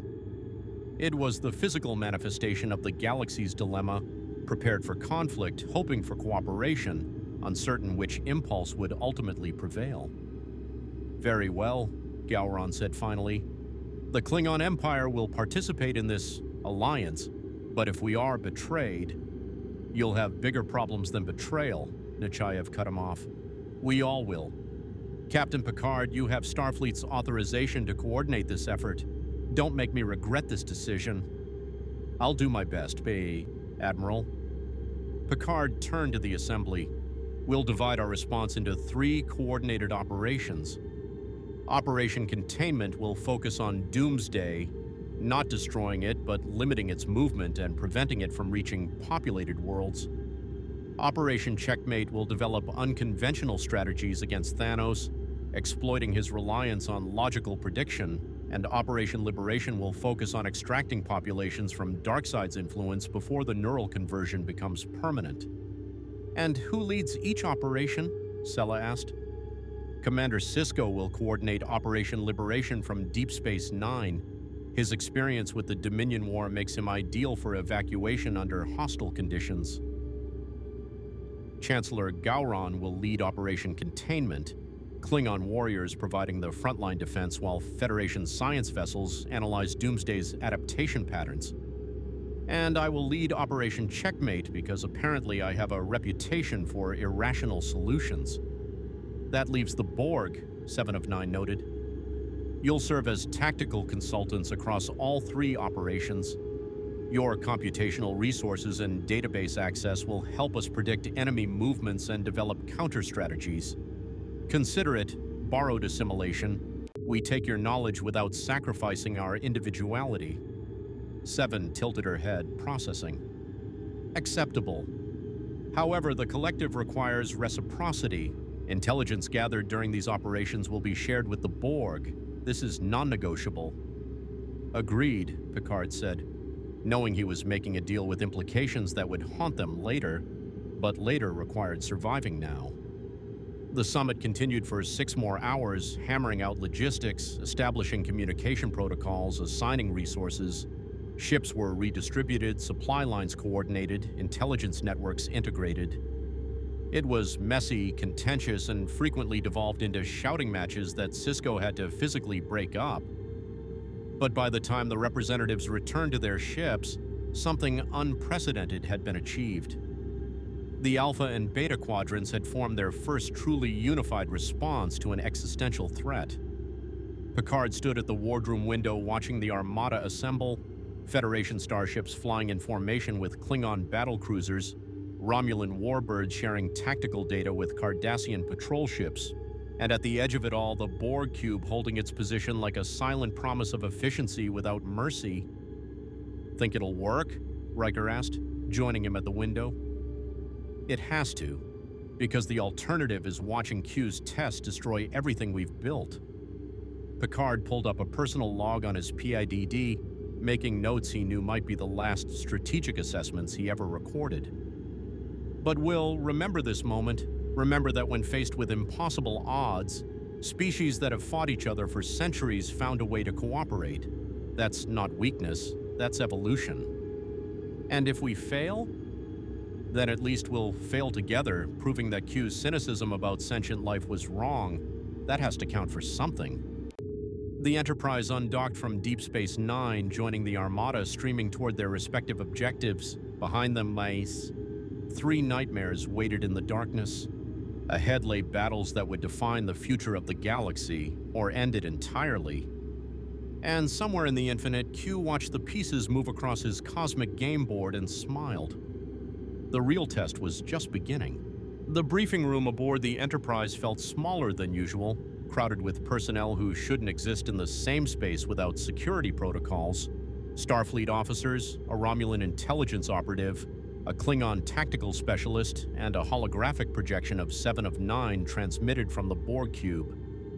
They gathered around a tactical display showing Thanos' expanding empire, now encompassing 31 systems and growing by 2 per day. "Conventional assault is suicide," Lieutenant Commander Shelby stated flatly. The officer on loan from Starfleet Tactical had spent the past 18 hours running combat simulations, and every iteration ended the same way: overwhelming defeat. Thanos has positioned defense satellites using technology we can't match. His shields adapt to phaser frequencies faster than we can modulate them. And his ground forces. She pulled up footage captured by a cloaked Romulan probe. "Look at this." The hologram showed a battle on Gorath Prime, a Klingon colony world that had refused Thanos' terms. 200 Klingon warriors charged across a burning plaza, bat'leths raised, war cries echoing off shattered buildings. They were magnificent, fearless, everything the Klingon warrior ethos represented. Thanos' forces numbered 12. 12 warriors in armor that seemed to drink in weapons fire, wielding handheld devices that fired concentrated energy bursts. The mathematics were obscene. 12 against 200 should have been a massacre. It was, just not the massacre anyone expected. The 12 moved with surgical precision, each warrior covering specific fields of fire, targeting key personnel with shots that disabled rather than killed. Within 90 seconds, the Klingon charge had been reduced to groaning bodies scattered across the plaza. Not one of Thanos' forces had been scratched. "He's not trying to kill them," Riker observed. "He could have wiped them out." "Because corpses cannot serve," the Romulan operative, Subcommander Villal, explained. "Thanos does not seek genocide, he seeks compliance. Every warrior he captures becomes a potential recruit or laborer. Death is waste, and Thanos abhors waste." "Which gives us an opening," Picard said, studying the footage with the intensity that preceded breakthrough thinking. "Data analysis of the enemy combatants. Any weaknesses?" "Their armor is extraordinarily sophisticated. Integrated shields, environmental controls, enhanced strength amplification. However, I detect a common power signature across all 12 units. They appear to be networked, sharing tactical data in real time. Like a hive mind. More accurately, like a tactical combat network. Each soldier sees what all soldiers see, processes shared threat assessments, coordinates fire patterns automatically. It eliminates communication delays and tactical confusion." 7 of 9's hologram leaned forward. "The Borg employs similar collective tactical consciousness. However, we have identified the weakness. Centralized coordination requires a command node. Disrupt the node and the network collapses into individual units. And suddenly, 12 tactical geniuses become 12 isolated soldiers operating without shared intelligence," Riker said, understanding dawning. "We'd still be outgunned, but at least we'd level the playing field." "Locate the command node," Picard ordered. "That becomes Operation Checkmate's primary objective." Villal activated a different holographic display, sensor readings from the Romulan probe before Thanos' counterintelligence had destroyed it. "We tracked a significant subspace communication burst, originating from Xanathar Prime precisely 2.7 seconds before the engagement began. That timing suggests the node is located in Thanos' throne room. Then we infiltrate Xanathar Prime, disable the command node, and his forces lose tactical coordination." Picard began pacing, the familiar rhythm that meant he was assembling pieces into strategy. "But he'll expect infiltration. He's already proven he can detect cloaked vessels. The Romulans lost 2 scouts attempting reconnaissance." "Then we don't infiltrate," LaForge's voice came through the comm from engineering. "We get invited." "Explain." "Thanos wants surrender.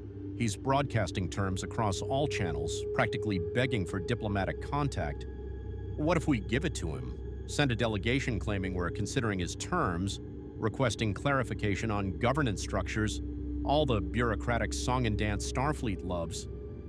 While he's busy with diplomats, we have an infiltration team doing the real work." "He'll see through that immediately," Shelby protested. Maybe, but his ego suggests he'll play along because rejecting diplomatic overtures contradicts his rational governance narrative. He claims to offer fair terms, so force him to prove it by engaging in good faith. Picard stopped pacing, considering. It was risky, probably transparent, and relied on Thanos' arrogance overriding his tactical caution. In other words, exactly the kind of irrational solution that might work. Who leads the diplomatic delegation? Every eye in the briefing room turned to him. No, Riker said immediately. Absolutely not. Captain, you can't seriously be considering walking into Thanos' throne room. I'm the only choice, number one. He wants to face me. He said as much through Commander Sella. He thinks I'm predictable, bound by principles, unwilling to take risks that compromise Federation values. Walking directly into his stronghold contradicts that assessment. It'll make him curious, perhaps even cautious. Or it'll make you a hostage he can use to force Federation surrender, Dr. Crusher interjected, having joined the briefing specifically to argue against whatever suicidal plan was being formulated. Jean-Luc, this is insane. This entire situation is insane, Doctor. We're facing 3 cosmic-level threats simultaneously. Conventional thinking will get us killed. We need to be unpredictable, aggressive, and willing to take personal risks that put command officers directly in harm's way. The Klingons would approve. Gowron's voice crackled through the comlink from the IKS Bortus. But Captain Picard, if you are captured, Thanos will use you as propaganda. Your surrender will break morale across the Federation. Then I won't surrender. Counselor Troy will accompany me as part of the diplomatic delegation. Her empathic abilities may provide advance warning if Thanos intends betrayal. Lieutenant Commander Data will also attend. His android nature makes him immune to conventional interrogation techniques. And Picard glanced at Valal. I'm requesting a Romulan observer, someone who can verify to the Star Empire that we negotiated in good faith. Valal's expression remained neutral, but her eyes calculated possibilities. The Senate would appreciate such transparency. I will accompany you. And while we're distracting Thanos with diplomatic theater, the real mission proceeds. Commander Riker, you'll lead the infiltration team. Yourself, Lieutenant Worf, Lieutenant Commander LaForge, and 2 of our best intelligence operatives. Your objective, locate and disable the tactical command node without triggering alarms. How do we get in? Worf asked. Through the front door. Thanos controls orbital space, but according to Borg analysis, his ground-level security focuses on perimeter defense against mass assault. A small team using adaptive camouflage technology borrowed from Romulan cloaking research should be able to penetrate during shift changes when personnel movement peaks. Should be able to, Worf repeated. Captain, this plan relies on approximately 17 separate variables, all resolving favorably. 18, actually. Data calculated the odds at 14.7% success probability. Those are terrible odds. They're better than the 0% chance we have if we do nothing. Picard looked around the briefing room at the assembled officers, his crew, who had followed him through countless impossible situations, who trusted his judgment even when that judgment led them into calculated danger. I won't order anyone to participate. This is volunteer only. If you have reservations— Captain, Riker interrupted, when have any of us not volunteered for your crazy plans? Despite the gravity of the situation, smiles broke out across the briefing room, the dark humor of officers who had learned that following Picard often meant walking into nightmares and hoping ingenuity could substitute for firepower. Very well, we have 6 hours until the diplomatic shuttle departs for Xanathar Prime. Use that time for final preparations, personal arrangements, and— Picard paused, the unspoken thought hanging heavy. Whatever farewells you feel necessary, dismissed. 4 hours later, Captain Picard stood in his ready room staring at a half-written personal log. The words felt inadequate, the sentiment impossible to capture. How did you summarize a career, a life, a philosophy, in case you didn't return? The door chimed. Come. Dr. Crusher entered without invitation, holding 2 glasses of wine. one of which he thrust into his hands before settling onto the couch. Chateau Picard, 2347. I've been saving it for special occasions, and this seems to qualify. Beverly, if you're about to give me the speech about how this is necessary, and someone has to take the risk and Starfleet captains lead from the front, save it.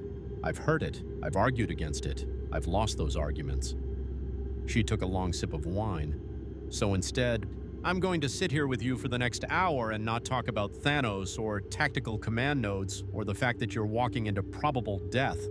We're going to talk about normal things, music, theater, that awful novel you've been pretending to read for 6 months. Picard felt tension he hadn't realized he was carrying begin to ease. It's not awful, it's simply dense. It's a 700-page meditation on agricultural metaphors and post-scarcity economics. It's awful. Beverly's smile softened. But you'll finish it eventually because you're stubborn and you hate leaving things incomplete. Is that your professional assessment? That's my friend's assessment. The doctor's assessment is that your stress hormone levels are elevated, you haven't slept in 36 hours, and you're running on replicated coffee and sheer determination. She set down her wine glass. Jean-Luc, you know this plan is insane. I'm aware. And you're doing it anyway because you believe it's the right choice. I'm doing it because it's the only choice that gives us a fighting chance. Thanos expects us to gather our fleets and attack head-on. He's prepared for that. He wants that because it confirms his worldview. That might makes right. That superior force inevitably prevails. By walking into his throne room and engaging in diplomatic theater, I'm denying him that confirmation. I'm suggesting that perhaps reason, conversation, and strategy can matter more than raw power. And if he simply kills you, then Commander Riker assumes command and continues the mission. The infiltration team proceeds regardless. And the galaxy learns that Captain Picard believes strongly enough in this approach to stake his life on it. He met her eyes. That means something, Beverly. Symbols matter, especially in wars against tyrants who claim their rule is inevitable. She studied him for a long moment, then raised her glass. To irrational solutions that might just work. To hoping Q's test has an answer we haven't found yet. They drank, and for one peaceful hour, the universe's problems waited outside the ready room door. The diplomatic shuttle Cousteau was smaller than the standard Type 6, specially modified for this mission with enhanced shields, redundant communication systems, and hidden beneath diplomatic credentials, enough firepower to punch through a blockade if necessary. Picard doubted they'd need it. Thanos would let them through. The Tyrant wanted this confrontation. All systems nominal, data reported from the pilot seat. Course laid in for a Xanathar Prime. Estimated time of arrival, 2 hours, 14 minutes. Counselor Troy sat beside Picard, her empathic senses already reaching out toward their destination. I'm sensing confidence, overwhelming confidence emanating from that system, and curiosity. Whatever Thanos is, he's genuinely interested in meeting you. That makes one of us, Valal muttered from the rear compartment. The Romulan operative was reviewing intelligence reports on her PADD, committing every detail to memory. Captain, if this goes poorly, I want you to know that I will testify to the Romulan Senate that the Federation negotiated honorably. It won't save you, but perhaps it will prevent total war between our peoples afterward. I appreciate that, Sub-Commander. Don't thank me. I'm doing it because a war between the Federation and Romulus while Thanos conquers everything would be supremely stupid, and I prefer my extinction events to at least make tactical sense. The shuttle jumped to warp, leaving the Enterprise behind. Aboard the starship, Commander Riker watched the view screen until the Cousteau disappeared, then turned to his assembled infiltration team. You heard the captain. We have a narrow window, 6 hours from the moment Picard sits down with Thanos until our cover is almost certainly blown. That means infiltrating a heavily defended facility, locating a command node in a structure we've never mapped, disabling it without triggering alarms, and extracting before Thanos' forces respond. Riker looked at each team member, Worf's grim determination, LaForge's nervous energy, the two intelligence operatives' professional calm. I won't lie, our odds are terrible. But our odds of survival if we do nothing are worse. Questions? Just one, Worf said. When we disable the command node and Thanos realizes he's been deceived, what prevents him from simply killing Captain Picard? Nothing, which is why we need to be fast, precise, and gone before he knows we were there.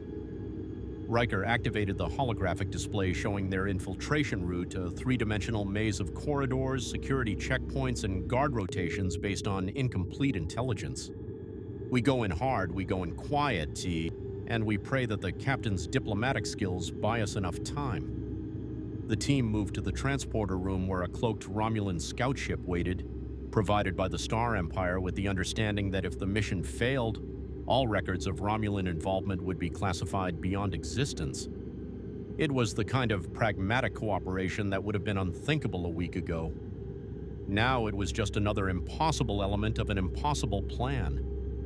The scout ship detached from the Enterprise and vanished into cloak, racing towards Xanathar Prime along a trajectory calculated to avoid Thanos' sensors. Behind it, the Enterprise turned toward another objective, coordinating with the Klingon and Romulan fleets to prepare for what came after, whether that was exploitation of the disabled command network or responding to Captain Picard's capture. In the center of this three-dimensional chess game, a single diplomatic shuttle approached a conquered world, carrying a captain who believed that talking to tyrants was better than becoming one. And on Xanathar Prime, Thanos sat upon his throne of wreckage, watching the approaching shuttle with satisfaction. Finally, Captain Picard was coming to him. Finally, the game would reach its inevitable conclusion. He smiled, already calculating the exact words that would break the human spirit, the precise logical arguments that would force Picard to admit that submission was the only rational choice. It would be educational for both of them. The shuttle Cousteau descended through Xanathar Prime's atmosphere under the watchful gaze of a dozen orbital defense platforms, each one capable of vaporizing the small craft with a single coordinated strike. Picard watched the targeting locks appear and disappear on their sensors, Thanos' forces tracking them, calculating intercept solutions, then deliberately standing down. They were being allowed entry, permitted to approach the lion's den because the lion wanted to demonstrate how little he feared them. Receiving docking coordinates, Data announced. We are being directed to land in the Central Plaza, the former planetary assembly grounds. Where everyone can see us arrive, Troy observed. He's making this a public spectacle. Of course he is. Our surrender or our destruction becomes propaganda either way. Picard straightened his uniform, the gesture automatic after decades of command. Let's not give him the satisfaction of either. The shuttle touched down on scarred pavement still marked with blast scoring from the initial conquest. Thousands lined the plaza's edges, Romulans, humans, Klingons, Andorians, dozens of species all wearing the same expression of defeated resignation. They had been gathered to witness this moment, to see the famous Captain Picard brought low before Thanos' superior intellect and power. The shuttle hatch opened, and Picard descended the ramp with Data and Troy flanking him, Valal following a precise 3 steps behind in the formal positioning of Romulan diplomatic protocol. The crowd remained silent, not the silence of anticipation, but the silence of people who had learned that noise drew unwanted attention. 12 of Thanos' warriors stood in formation at the base of the ramp, their armor gleaming in the planet's dual suns. The leader, taller than the rest, bearing additional rank insignia on his shoulder pauldrons, stepped forward. Captain Jean-Luc Picard of the Federation's Starship Enterprise, you are expected. Surrender all weapons and communication devices. They will be returned upon your departure. If we depart, Valal muttered under her breath. Picard removed his phaser and comm badge, placing them in the collection container offered by a guard. Data did the same, though the android's very existence made the concept of unarmed somewhat relative. Troy hesitated, her hand hovering over her comm badge. That small piece of metal represented her link to the Enterprise, to rescue, to escape. Removing it felt like stepping off a cliff. Counselor, Picard said quietly, we knew the terms. She placed the comm badge in the container, and with it went their last direct link to Starfleet. The warriors formed an escort, not threatening but leaving no doubt that deviation from the prescribed route would be met with immediate response. They marched through streets that had once bustled with commerce and culture, now eerily clean and organized. Every building intact, every citizen going about assigned tasks with mechanical precision. It was order imposed through absolute authority, and the efficiency was almost as disturbing as outright destruction would have been. "I sense them," Troy whispered. "The people. They're still themselves, still individual consciousnesses, but there's this overlay of fear and resignation. They've accepted that resistance is impossible, so they've stopped resisting." "Learned helplessness," Picard replied. "A psychological phenomenon where subjects exposed to inescapable punishment eventually stop trying to escape even when escape becomes possible. Thanos hasn't just conquered their cities, he's conquered their hope." They climbed the steps to what had been the planetary governor's palace, now transformed into Thanos' command center. The throne room doors, massive things of carved stone depicting the planet's history, stood open in invitation. Thanos waited within, seated on his throne of wreckage, exactly as Commander Sella had described. He was somehow larger in person, his presence filling the chamber with gravitational inevitability.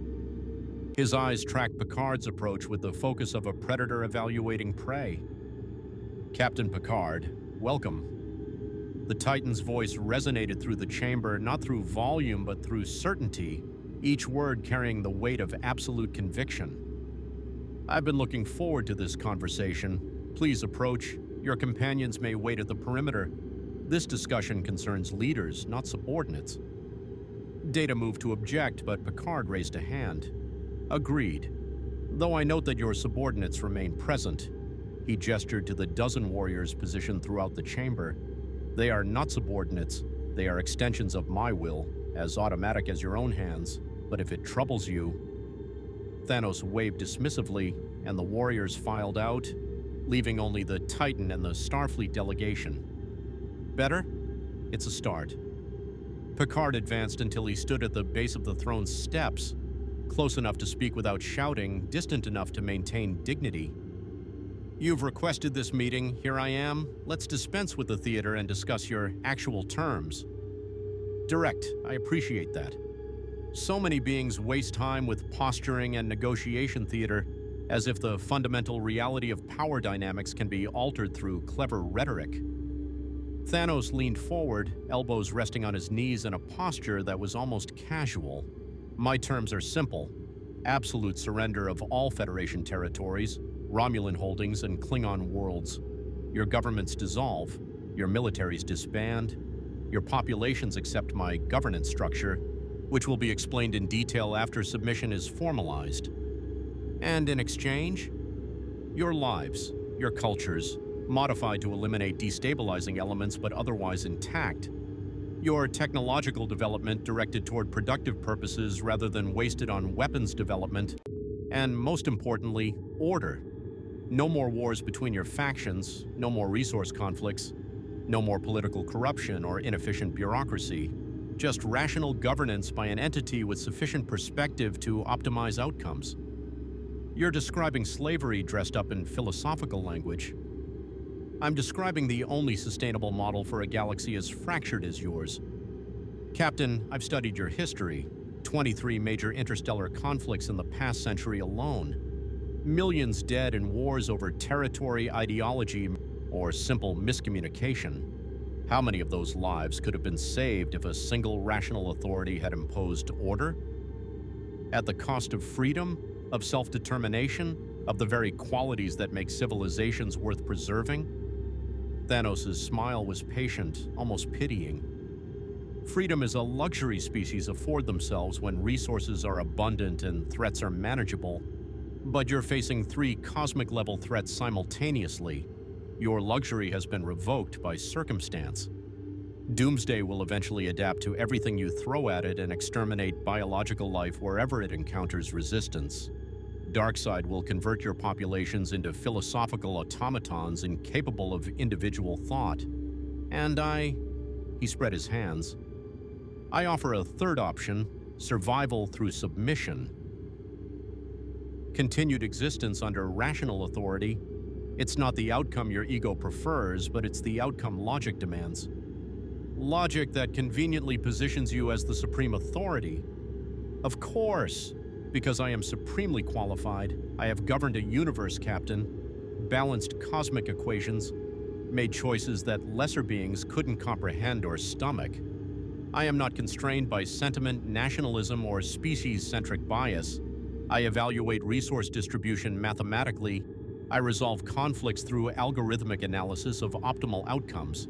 I am what your galaxy needs, even if I'm not what it wants. Picard felt the trap closing. Every argument led back to Thanos' central premise that might and intelligence combined justified absolute rule. It was the logic of tyranny polished to philosophical sheen. And the terrible thing was that portions of it actually made sense. How many lives had been lost in Federation Cardassian conflicts? How many Klingon warriors had died in honor-bound conflicts that achieved nothing? How much suffering could theoretically be eliminated by sufficiently intelligent central planning? Your logic has one fatal flaw, Picard said quietly. It assumes that optimal outcomes can be calculated, that there exists some mathematical formula for civilization that, if properly implemented, produces utopia. But sentient life is not mathematics. We are messy, contradictory, often irrational, and that irrationality, that refusal to be optimized, is not a bug to be corrected. It's the feature that makes us worth preserving. Beautiful sentiment, tactically worthless.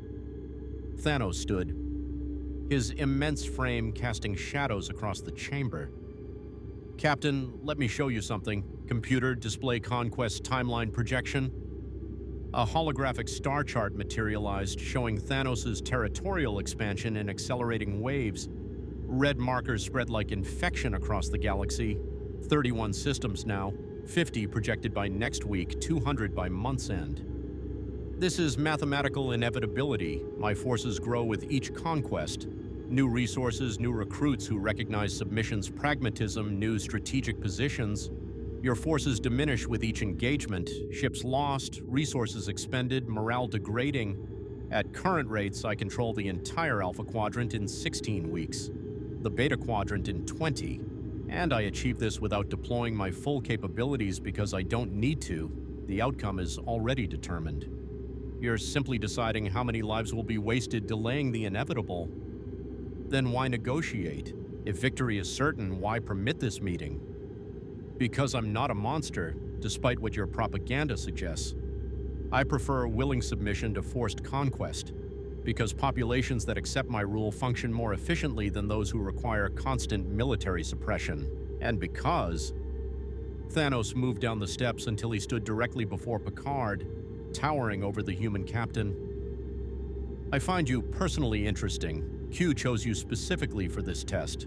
The omnipotent entity looks at all of humanity and decides you're the exemplar, the individual who best represents your species' potential.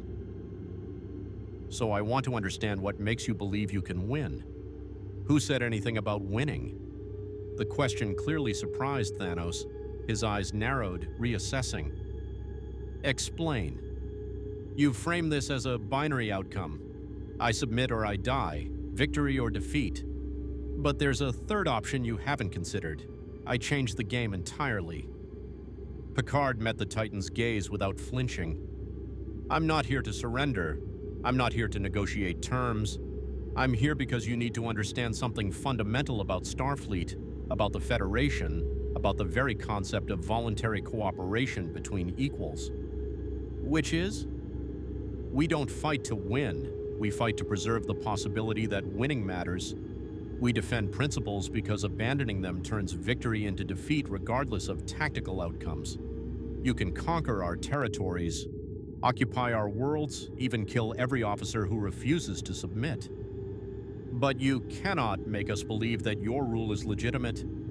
You cannot make us accept that might makes right, and as long as one person remembers that freedom matters more than survival, your conquest remains incomplete. Thanos studied him for a long moment, and something shifted in those ancient eyes. Not doubt, but recognition. You're trying to inspire me. To awaken some dormant morality you believe exists beneath my pragmatism. No, I'm trying to help you understand that you've already lost, because the victory you seek, the willing acceptance of your rule, requires something you can never provide. A logical argument for why beings should surrender their autonomy to superior force, and no such argument exists. Submission through coercion is just slavery wearing philosophical robes, and eventually slaves rebel. Maybe not today, maybe not this decade, but someday someone will remember that they were once free, and your perfect order will shatter. Then I'll simply have to ensure no one remembers. Thanos' voice carried no anger, just the cold calculation of someone adjusting variables in an equation. Memory is surprisingly malleable, Captain. Give me 3 generations and your Federation becomes a historical footnote, a cautionary tale about the chaos that preceded my rational governance. You're describing Darkseid's methodology, erasing individual thought, eliminating the capacity for dissent. If you pursue that path, you become the very threat you claim to oppose. No, I become what's necessary. There is a difference. The conversation had reached its logical conclusion. Both sides understood the other's position completely, and neither would yield. Picard had known this going in, but he'd needed Thanos to engage, to focus attention on philosophical debate while the real mission proceeded elsewhere. He triggered the subvocal communicator hidden in his throat, a Romulan device that Thanos' scans had missed because it was biological rather than technological. 3 soft clicks transmitted via bone conduction to a receiver Valal carried. The signal meant, "Proceed. I bought you the time." 500 meters below the throne room, Commander Riker and his infiltration team moved through service corridors that smelled of ozone and recycled air. LaForge's visor provided thermal imaging that revealed guard patrols ahead, allowing them to time their approach during gaps in coverage. "Next junction," LaForge whispered. 2 guards stationed at the command node entrance, rotating shifts every 20 minutes. We've got 4 minutes until the next rotation. Not enough time to bypass security and disable the node, one of the intelligence operatives, Lieutenant Navarre, a Bajoran specialist in electronic warfare, noted. "We need at least 8 minutes once we're inside." "Then we create a distraction," Worf said, his tactical mind already formulating options. "Draw the guards away from their post. And alert Thanos that we're here? That defeats the entire purpose." Riker studied the corridor layout, searching for alternatives his command training had prepared him to find. "Wait, LaForge, can you trigger a false alarm in the adjacent section? Make it look like a systems malfunction rather than intrusion." "Maybe. Their security protocols are more sophisticated than anything I've seen, but if I can access the maintenance subroutines..." LaForge's fingers danced across his tricorder, interfacing with Thanos' network through a backdoor the Borg had identified. "Got it. Triggering environmental control failure in Section 7 Delta. That should pull at least 1 guard to investigate."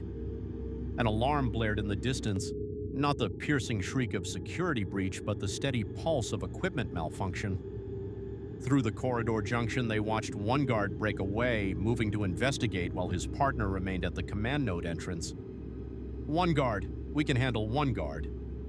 Worf moved forward with predatory silence, and for all his size, the Klingon could be remarkably stealthy when circumstances demanded. He reached the junction, waited for the remaining guard to turn away for equipment check, then struck with precision, a nerve pinch that dropped the warrior unconscious without sound. "We're in," Riker breathed. "Navarre, you're up. Disable that node." The Bajoran specialist approached the command console, a curved interface of technology that seemed to shift and adapt even as she studied it. "This is beautiful, actually. The integration between hardware and software, the adaptive security that reconfigures in real time. Thanos is a genius." "Wonderful. Disable the genius's work before he notices us." Navarre's hands moved across the interface, bypassing security layers with techniques developed by Starfleet intelligence over decades of espionage operations. Each bypass triggered counter-responses that she had to neutralize, a digital conversation between infiltrator and defense system. "Got through the first 3 layers, 2 more to go, time estimate 6 minutes." We have 4 before the guard shift changes. Then I suggest you find a way to buy me 2 more. Riker exchanged glances with Worf, the silent communication of officers who had served together long enough to predict each other's thoughts. LaForge, can you trigger another systems failure? Something bigger this time? Something that requires all available personnel? I can trigger a power fluctuation in the primary distribution grid. It'll look like cascading failure from the earlier malfunction. But, Commander, once I do this, their engineers will realize it's sabotage within minutes. Then we'd better be gone in minutes. Do it. LaForge triggered the command sequence, and throughout Thanos' facility, lights flickered and died.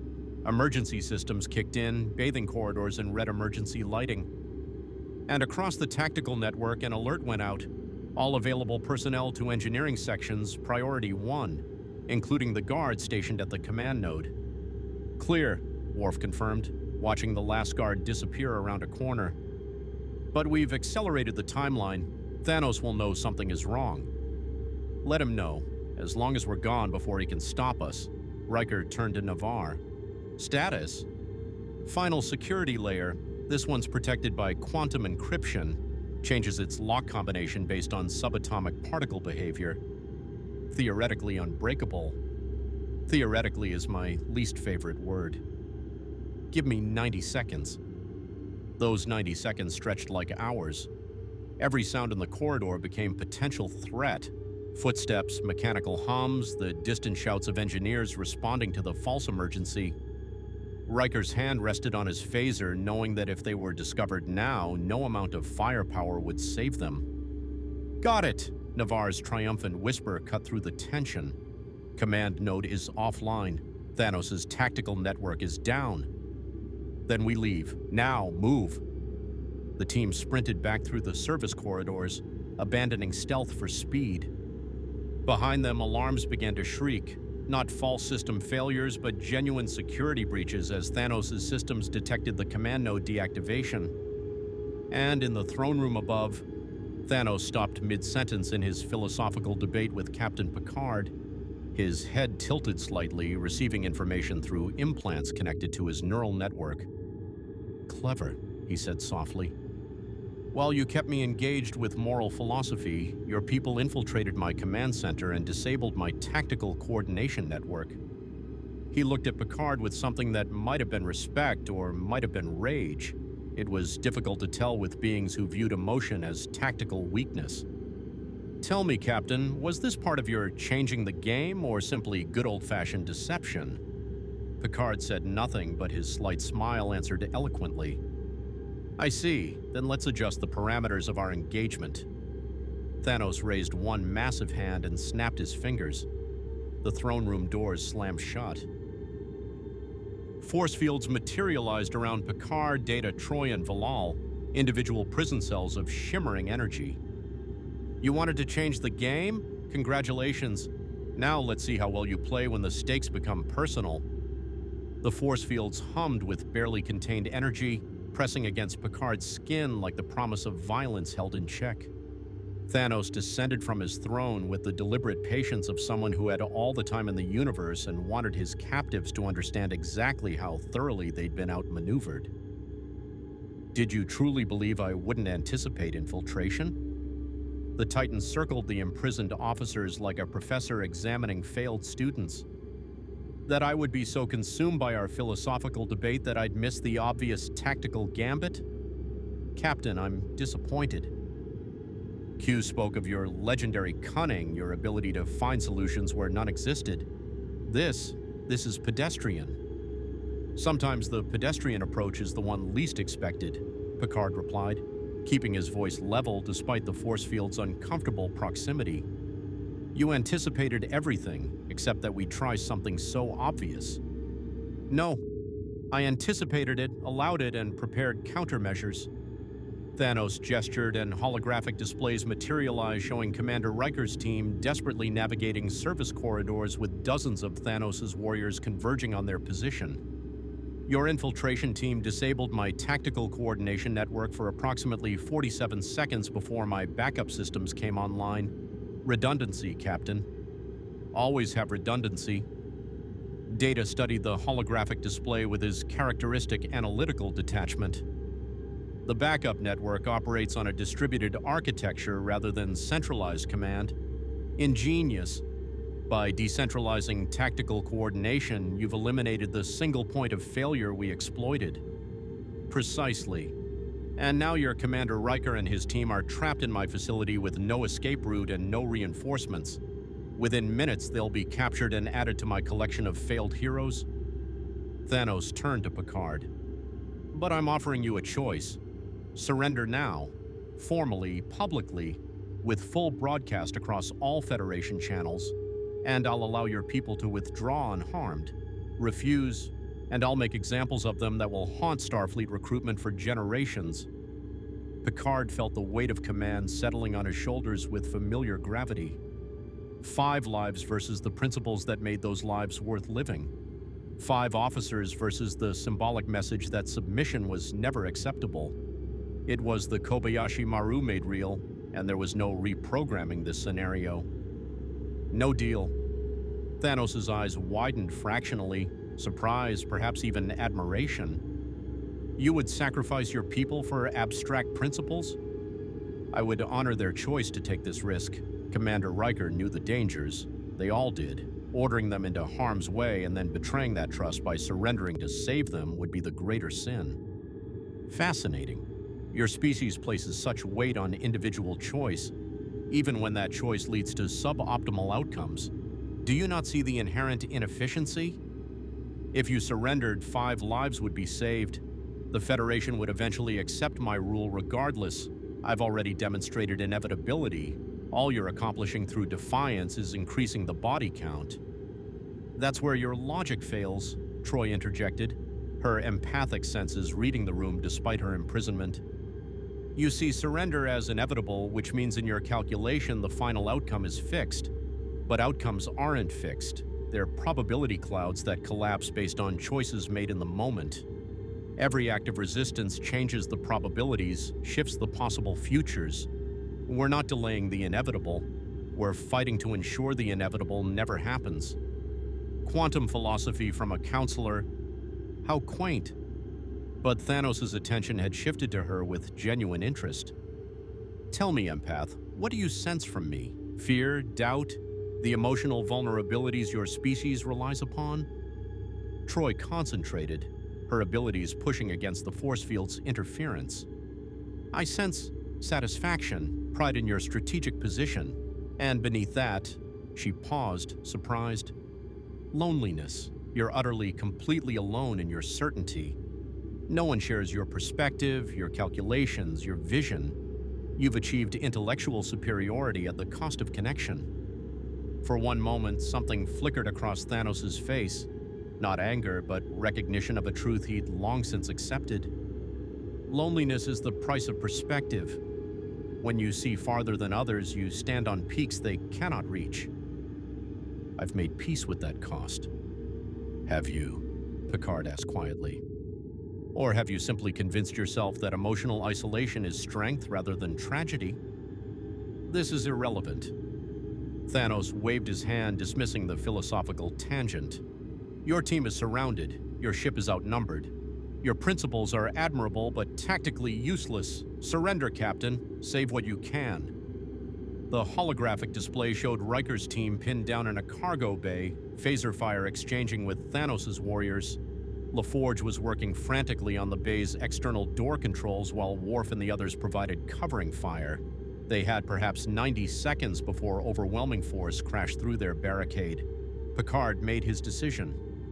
Computer, implement protocol Omega-7. Data's head snapped toward him. Captain, that protocol requires... I know what it requires. Picard locked eyes with Thanos. You want surrender? Here's my counteroffer. Release my people, guarantee their safe withdrawal, and I'll remain as your prisoner, 1 life for 5. Even by your mathematical logic, that's an efficient trade. Jean-Luc, no! Dr. Crusher's voice exploded through the force field comm channel. She'd been monitoring from the Enterprise, listening to everything through Valal's hidden transmitter. You can't seriously... I can and I am. This is my command, my responsibility. Number 1, if you can hear this, get your team out. That's an order. On the holographic display, Riker's voice came through, strained with combat and emotion. Captain, we're not leaving you. You will follow orders, Commander, or I'll have you court-martialed if we both survive this. Move. Thanos watched this exchange with calculating interest. Martyrdom, the oldest trick in humanity's playbook. You think sacrificing yourself will inspire resistance, make you a symbol that outlasts my conquest. I think my people deserve to live, and I have the authority to trade my life for theirs. Do we have an agreement? The Titan was silent for a long moment, and in that silence, calculations ran behind his eyes. Strategic assessments of propaganda value, psychological impact, long-term consequences. Finally, agreed. Your team withdraws unmolested. You remain as, let's call it, honored guest rather than prisoner. It sounds more diplomatic. Thanos gestured, and throughout his facility, warriors stood down. The holographic display showed Riker's team reaching the cargo bay's exterior door, then emerging into the twilight streets of Xanathar Prime where their cloaked shuttle waited. They're clear, Data confirmed. All 5 life signs aboard the shuttle, departing atmosphere now. The force fields around Data, Troy, and Velal deactivated. Only Picard's remained active. Your companions may also leave, Thanos said. But the captain stays. This was the agreement. I'm not going anywhere without him, Troy said immediately. Nor am I, Data added. Captain Picard's welfare is my responsibility as his second officer. Touching, but irrelevant.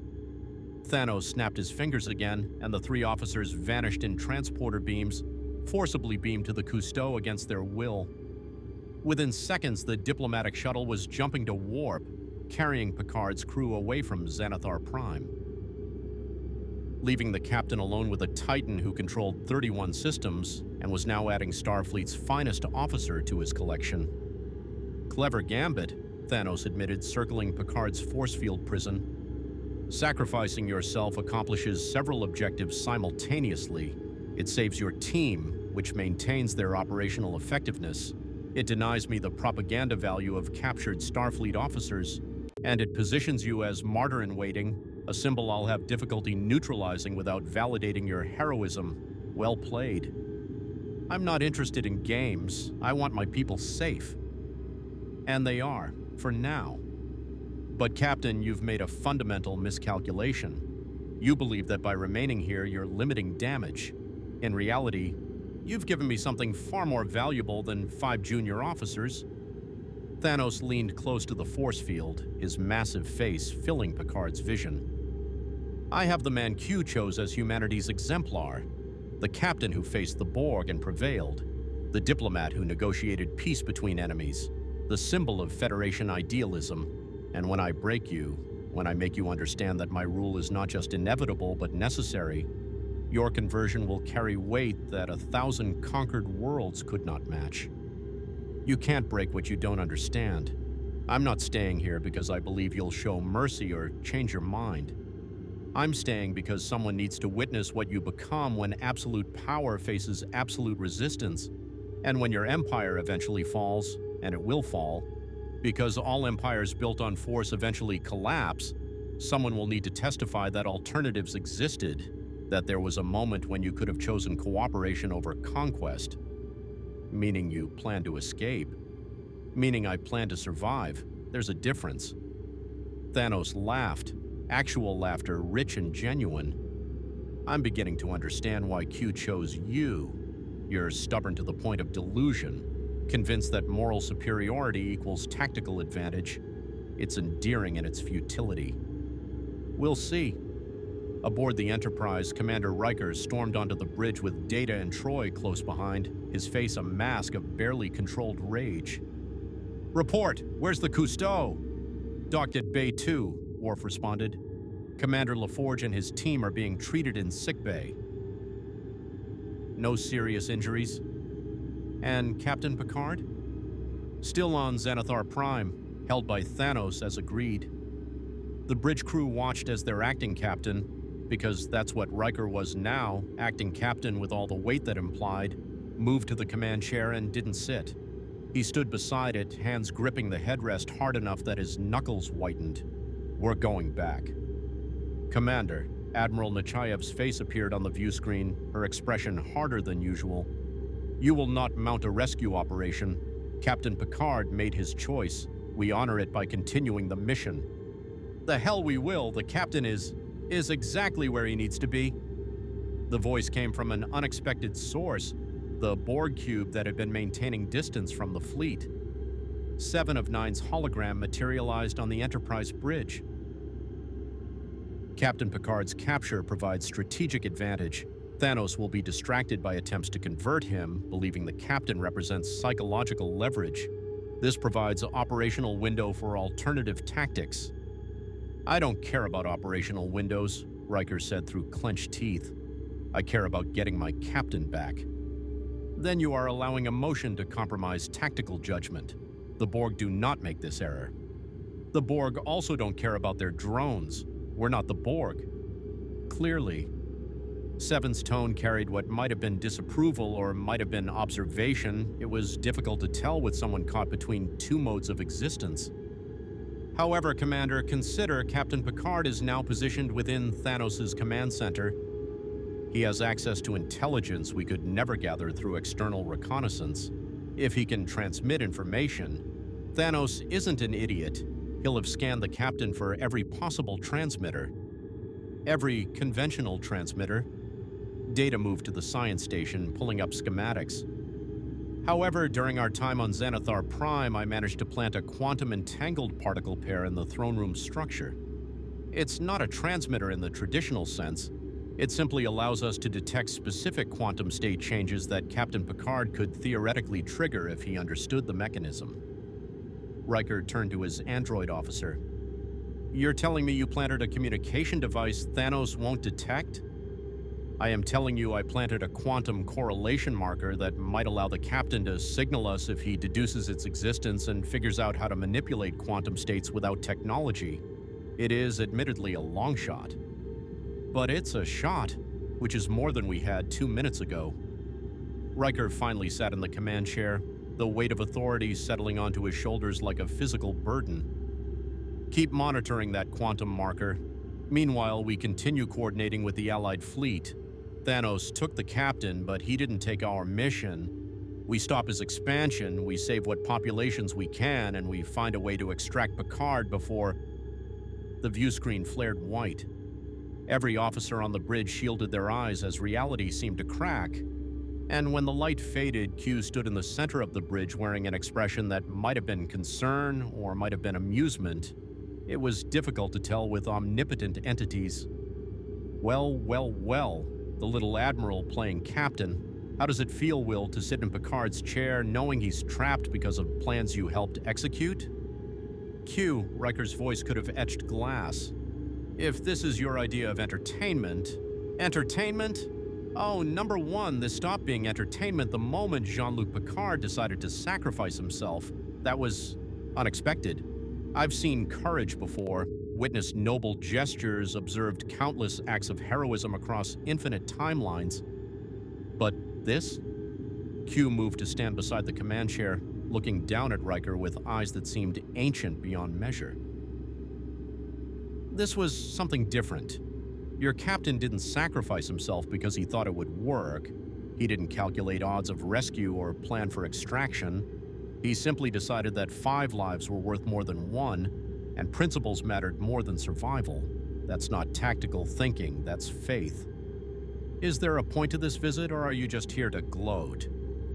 "The point, Commander, is that Q's test has 3 parts. You've engaged with Doomsday and learned that brute force creates stronger enemies. You've confronted Thanos and discovered that logical certainty can be disrupted by irrational choices, but you haven't faced Darkseid yet.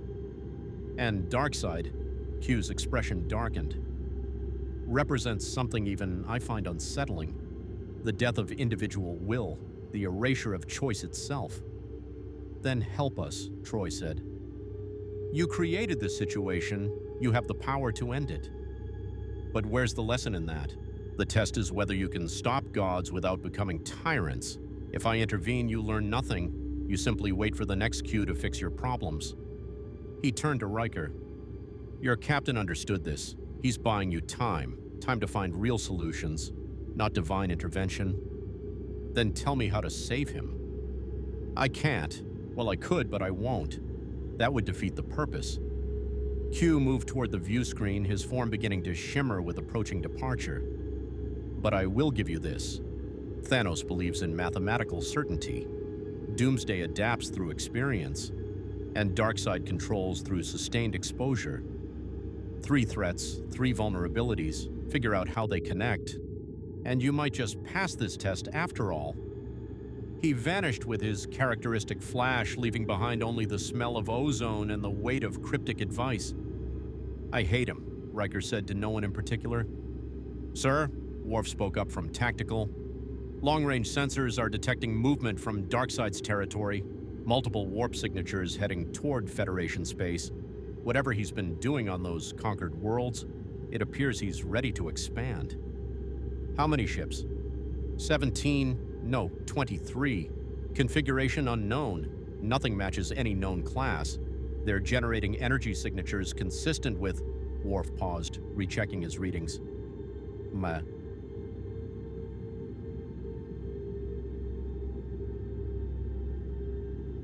Particles. Sir, those ships are powered by omega molecules. If even one of them explodes, it could collapse subspace across entire sectors. We'd lose warp travel permanently. The bridge fell silent as that implication settled. 3 threats had just become a cascade failure scenario. Doomsday unkillable and adapting, Thanos expanding with mathematical precision, and now Darkseid deploying weapons so dangerous that their mere existence threatened the fabric of space-time. Coordinate with the fleet, Riker ordered, hearing the echo of Picard's voice in his own words. Yellow alert across all Allied vessels. And someone get me Chancellor Gowron and the Romulan Praetor. We need to discuss what we do when gods declare war using weapons that could end civilization even in victory. The Enterprise turned toward the approaching fleet, and across the Quadrant, hundreds of ships representing a dozen species prepared for a battle that would determine whether free will survived in the galaxy, or whether control, whether by Thanos' logic or Darkseid's domination or Doomsday's destruction, would become the only reality that mattered. On Xanathar Prime, Captain Picard sat in his force field prison and watched Thanos reviewing tactical displays. The Titan hadn't spoken in an hour, simply studied data with the focus of someone solving an equation he found personally offensive. You're wondering how they'll respond, Picard said finally. I'm calculating probabilities. Your Commander Riker will attempt rescue, emotional attachment overriding tactical judgment. Your Starfleet will mass forces for a demonstration attack, political necessity overriding strategic sense. And all of it will fail because they're still thinking conventionally, while I'm thinking in dimensions they haven't conceived of yet. Perhaps, or perhaps you're about to learn that the greatest weapon isn't superior force or perfect logic. It's people who refuse to give up, even when giving up is the rational choice. Thanos looked at him then, and for the first time, Picard saw something that might have been uncertainty. We shall see, Captain. We shall see. The neutral zone border had never seen a fleet like this. Federation starships flying in formation with Klingon birds of prey, Romulan warbirds sharing tactical data with Cardassian patrol ships, even a handful of independent vessels from species who understood that this threat transcended old grievances. 317 ships representing the combined might of the Alpha and Beta quadrants, and at their center, the Enterprise coordinated the desperate defense against Darkseid's advancing armada. Distance to enemy fleet, Riker commanded from the captain's chair, the weight of absent authority pressing down on him with every decision. 12 million kilometers and closing, Worf reported. Their vessels are maintaining perfect formation, no deviation, no individual maneuvering. It's as if they're controlled by a single consciousness. Because they probably are, data added from Ops. Sensor analysis indicates that all crew members aboard Darkseid's ships exhibit the same synchronized neural patterns we detected on conquered worlds. They are no longer individuals piloting vessels, they are extensions of Darkseid's will made mobile.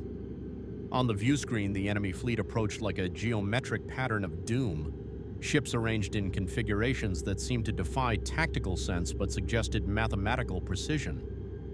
They moved with the unsettling synchronicity of a school of fish, each vessel positioned exactly where it needed to be, when it needed to be there, as if choreographed by an intelligence that perceives space-time differently than organic minds. "Hail them," Riker ordered. "Standard first contact protocols, maybe they'll..." "Sir, we're receiving a transmission, audio only." The voice that filled the bridge was not one voice, but many voices speaking in perfect unison, thousands of individuals merged into a singular chorus that resonated with wrongness. Resistance is obsolete, freedom is obsolete, individual will is obsolete, Darkseid is, Darkseid shall be, kneel and no peace, resist and no obliteration. This is Commander William Riker of the Federation Starship Enterprise. We're prepared to defend these systems against hostile action. Withdraw your forces and we can... Negotiation is obsolete, choice is obsolete, you will kneel or you will cease. There are no alternatives, Darkseid is. The transmission ended and the fleet continued its inexorable advance. "Well," Riker said with forced calm, "that went about as well as expected. All ships, battle stations, defensive formation Gamma 7, focus fire on their lead vessels, try to disrupt their coordination." The Allied fleet moved into position, and for one moment 317 different species, cultures, and philosophies united in common purpose. It was what the Federation had always dreamed of: cooperation without coercion, alliance without submission, unity through shared values rather than imposed order. It lasted approximately 11 seconds into combat. Darkseid's ships opened fire with weapons that seemed to tear reality itself. Crimson beams, not lasers, not disruptors, something else entirely, lanced out and struck Federation shields with force that shouldn't exist. The USS Exeter's shields collapsed on first impact, the beam continuing through hull plating, through bulkheads, through the ship's very structure until it emerged from the opposite side, having converted matter into energy along a perfectly straight line. The Exeter died silently, its warp core containment breached, its crew of 700 vaporized before they could even scream. "Evasive maneuvers," Riker shouted, but the order was redundant.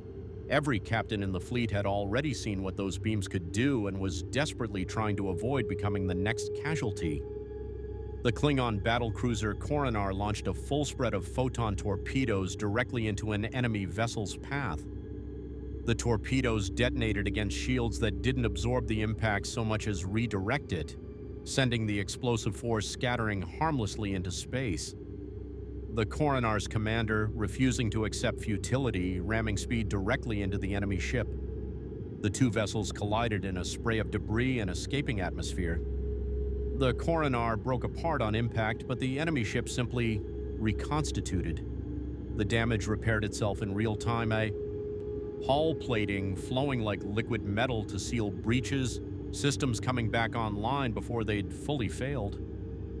Those ships are regenerating, Data observed with android comm that contrasted sharply with the chaos unfolding. They appear to incorporate nanotechnology far beyond current Federation capabilities. Damage is repaired at the molecular level faster than we can inflict it.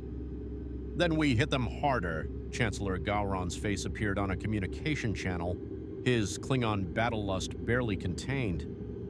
"All Klingon vessels, target the flagship, concentrated fire, everything we have."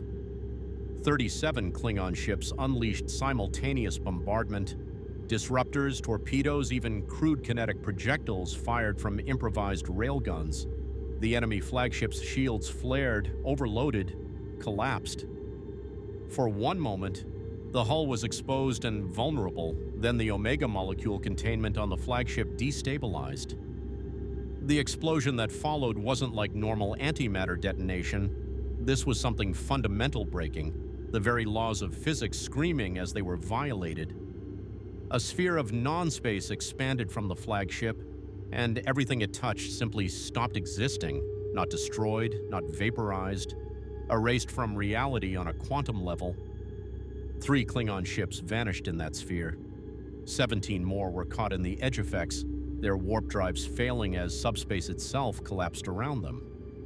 And when the explosion faded, what remained was a dead zone in space, a region where faster-than-light travel was now impossible, where the fundamental structure that allowed warp drive had been permanently destroyed. Omega particle detonation confirmed, Data reported. Subspace has collapsed in a spherical volume approximately 700,000 cubic kilometers. Warp travel is no longer possible in that region. They're using Omega particles as weapons, Troy said, her empathic senses overwhelmed by the deaths of thousands. They're willing to destroy the fabric of space itself rather than lose. Because Darkseid doesn't care about tactical victories, Riker realized with growing horror. He's not trying to defeat us, he's trying to strand us. Every ship we destroy creates another dead zone. Eventually, there won't be any subspace left. The galaxy will be carved up into isolated regions with no FTL travel between them. And in those isolated regions, 7 of 9's hologram interjected, populations will be vulnerable to Darkseid's sustained influence with no possibility of reinforcement or escape. It is a strategy of ultimate containment. The Borg Collective recognizes this threat level as existential. We are withdrawing from engagement. You can't, Riker protested. But the Borg cube was already turning, jumping to warp away from the battle. Its departure created a cascade effect. If even the Borg were retreating, what chance did anyone else have? All ships do not destroy enemy vessels, Riker commanded across all channels. I repeat, do not inflict catastrophic damage. Focus on disabling attacks only, weapons, engines, but keep their hulls intact. It was sound tactical thinking that ran directly counter to every combat instinct. Telling warriors in the heat of battle to pull their punches, to show restraint against an enemy trying to kill them, was asking for hesitation that could prove fatal. The Romulans understood immediately. Confirmed, Enterprise. All Romulan vessels switching to surgical strikes. We will disable rather than destroy. But the Klingons... Cowardice, Gowron roared. We do not fight to disable, we fight to kill. Then you'll kill us all, Riker shot back. Every ship you destroy creates a dead zone. We're not fighting an enemy we can defeat through force. We're fighting an enemy that wins when we use force. The implications rippled through the fleet as captains and commanders realized the trap. Darkseid had created a no-win scenario. Fight and destroy subspace, or don't fight and allow conquest. It was the devil's choice made manifest in tactical reality. Commander, Worf spoke up from tactical. I am detecting a single vessel breaking from the enemy formation, smaller than the others, generating different energy signatures. It's heading directly for the Enterprise on intercept course. On screen, the view screen focused on the approaching vessel, smaller indeed, almost ceremonial in its design, covered in geometric patterns that hurt to look at too directly. And at its helm, visible through the transparent command deck, stood a figure of stone and darkness with eyes that burned crimson. Darkseid himself. He's coming here, Troy whispered. He's coming to the Enterprise specifically. Why, what does he want with us? The answer came through every communication channel simultaneously, audio, visual, subspace, even through systems that shouldn't be capable of receiving transmissions. Darkseid's voice filled the bridge, each word resonating with power that made reality tremble. I seek the one who commands. I seek the one who stands where Picard stood. Bring me Riker and I shall demonstrate the futility of resistance. Refuse and I shall demonstrate the cost of defiance. He wants you, Data observed unnecessarily. I noticed. Riker stood from the command chair, his mind racing through options and finding them all insufficient. If he refused, Darkseid would likely destroy the Enterprise and everyone aboard. If he surrendered, he'd be converted into another mindless extension of Darkseid's will, his consciousness erased while his body continued functioning as a puppet. Neither option was acceptable. Transporter room, this is the bridge. Prepare to beam me directly to Darkseid's vessel on my command. Commander, no! Worf moved from tactical, physically blocking Riker's path. We have already lost Captain Picard. We cannot lose you as well. We won't lose me, Worf. We're going to try something Darkseid won't expect. because it's completely irrational and makes no tactical sense whatsoever. Riker pulled up a secured file on the command console, one that required biometric authorization to access. Data, remember when Captain Picard mentioned Protocol Omega-7? I do, though I must note that Protocol was designed for fundamentally different scenarios and has never been successfully tested under combat conditions, which makes it perfect for our situation.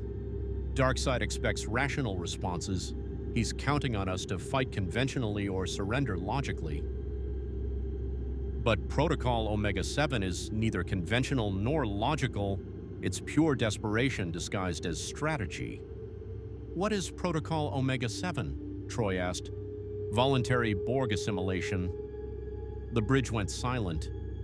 Outside, the battle raged as 300 ships tried to disable enemies without destroying them, dancing on the knife edge between combat and cosmic catastrophe. But inside the Enterprise bridge, that silence stretched like the moment before lightning strikes. You cannot be serious, Worf finally said. Dead serious. Darkseid's control requires sustained exposure, 72 hours to fully convert consciousness. But Borg assimilation is instantaneous. If I allow myself to be partially assimilated before confronting Darkseid, my neural patterns will already be entangled with the Borg collective. When Darkseid tries to impose his control, he'll be fighting the Borg for dominance of my consciousness. And you believe this will, what? Stop him? No, but it might slow him down long enough for us to understand how his control mechanism works. The Borg have encountered thousands of species, analyzed millions of neural patterns. If anyone can resist Darkseid's influence long enough to gather actionable intelligence, it's someone connected to the collective. Commander, Data interjected carefully, Borg assimilation, even partial, is considered permanent. You would be sacrificing your individual consciousness for uncertain tactical advantage. Captain Picard sacrificed himself for 5 lives. I'm sacrificing myself for 300 ships and the intelligence we need to stop Darkseid permanently. The math is simple. The math is irrelevant. Troy's empathic control shattered, raw emotion flooding through. Will, you're talking about erasing everything you are, your memories, your personality, your very self, on the chance that it might provide intelligence we could gather through other means. What other means? Every scan we've run, every analysis we've attempted, we're no closer to understanding how Darkseid's control works. We need inside information, and the only way to get it is from someone who's experienced the control and survived long enough to report back. Someone connected to a neural network powerful enough to resist long enough to matter. He moved to the turbo lift, and this time Worf didn't stop him. Data, you have command. If I'm not back in 6 hours, assume the plan failed and proceed with whatever strategy seems most likely to preserve the fleet. Counselor, I'm sorry. This is the only way I can see forward. Then your vision is limited by desperation, Q's voice announced as the entity materialized directly in front of the turbolift. Really, number one, voluntary assimilation? That's your grand solution. Picard risks everything on faith and you respond with nihilistic self-sacrifice? How very human. Get out of my way, Q. Can't do that. See, here's the thing about Q's test. It's not about whether you win or lose. It's about how you try to win. And turning yourself into a Borg drone? That's becoming the tyrant to stop the tyrant. That's exactly what I'm testing you against. Then what would you have me do? Riker's control finally snapped. Months of pressure finding release. Captain Picard is captured by Thanos. Doomsday is still killing everything in its path. Darkseid is destroying the fabric of space-time. And you sit there on your omnipotent throne judging us for not finding perfect solutions to impossible problems. Q's expression shifted, the theatrical smugness falling away to reveal something that might have been actual concern. No, I'm judging whether you can find imperfect solutions that don't compromise who you are. Will, you want to stop Darkseid? Then stop thinking like Starfleet and start thinking like Picard. What would he do right now? He'd find a way to talk to Darkseid, to understand his perspective, to find common ground. Exactly. Picard's greatest strength isn't tactical brilliance or strategic genius. It's his absolute refusal to dehumanize his enemies. Even when facing extinction, he sees persons, not threats. That's what you're missing. Darkseid isn't just a god-level threat to be contained. He's a being with motivations, with a philosophy, with reasons for doing what he does. Understand those reasons, and you might find a solution that doesn't require sacrificing your consciousness. Riker stared at the omnipotent entity, and despite everything, felt the pieces clicking into place. You're saying I should negotiate with Darkseid. I'm saying you should try to understand what he actually wants. Because here's a secret, number one, none of these three threats are what they appear to be. Doomsday isn't mindless destruction. Thanos isn't simple conquest. And Darkseid, Q's expression turned uncharacteristically serious. Darkseid is searching for something he lost. Something he believes he can find in your galaxy. Help him find it, or help him understand why he'll never find it, and you might just end this without destroying yourselves in the process. What is he searching for? That's the test question. Figure it out. Q snapped his fingers and vanished, leaving behind only the impossible suggestion that negotiating with a god who erased consciousness was somehow the rational solution. Commander, Worf reported, Darkseid's vessel has halted its approach. It's holding position 300,000 kilometers out, as if waiting. He heard everything, Troy realized. Q made sure he heard. This was orchestrated. Riker moved back to the command chair, his mind churning through implications. Q had just given them a roadmap, but it was a map written in riddles and assumptions. Still, it was more than they'd had 5 minutes ago. Hail Darkseid's vessel. Audio only. Let's see if gods are willing to talk. The channel opened and Darkseid's voice filled the bridge, still powerful, still resonant, but without the overwhelming chorus. Just one voice, ancient and certain. You seek understanding. This is unexpected. Your kind typically seeks only survival or victory. Speak, Riker of Enterprise. What do you wish to know? What are you searching for? Q said you're looking for something you lost. What is it? A long pause. Outside, the battle had halted, both sides watching this impossible conversation between a mortal commander and a god of tyranny. The anti-life equation, the mathematical proof that free will is illusion, that choice is meaningless, that all existence resolves to inevitable patterns. I possessed it once, in my reality. But when Q pulled me to this galaxy, it was torn away. I have searched every conquered mind, every converted consciousness, hoping to find the equation's shadow in your quantum mechanics, your subspace topology, your very cognitive architecture. But it is not here. It does not exist in your reality. Then why keep searching? Why keep converting populations if you know you won't find what you're looking for? Because without the equation, I am incomplete. Because control without ultimate proof is merely tyranny, not truth. Because I refuse to accept that in this galaxy, free will might actually matter. And there it was, the crack in the god's certainty.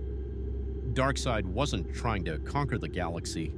He was trying to prove to himself that his philosophy was correct, that free will was illusion, that the anti-life equation existed universally rather than being specific to his home reality. He was searching for validation of his worldview, and the search was destroying everything he touched. What if, Riker said carefully, we could prove to you that free will exists in this galaxy? Would you stop converting populations?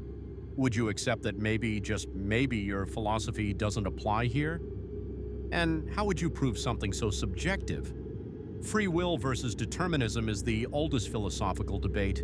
There is no empirical proof possible. Maybe not empirical, but there might be experiential. You've converted thousands of minds, forced them into synchronized consciousness, but you've never experienced true individual consciousness from the inside.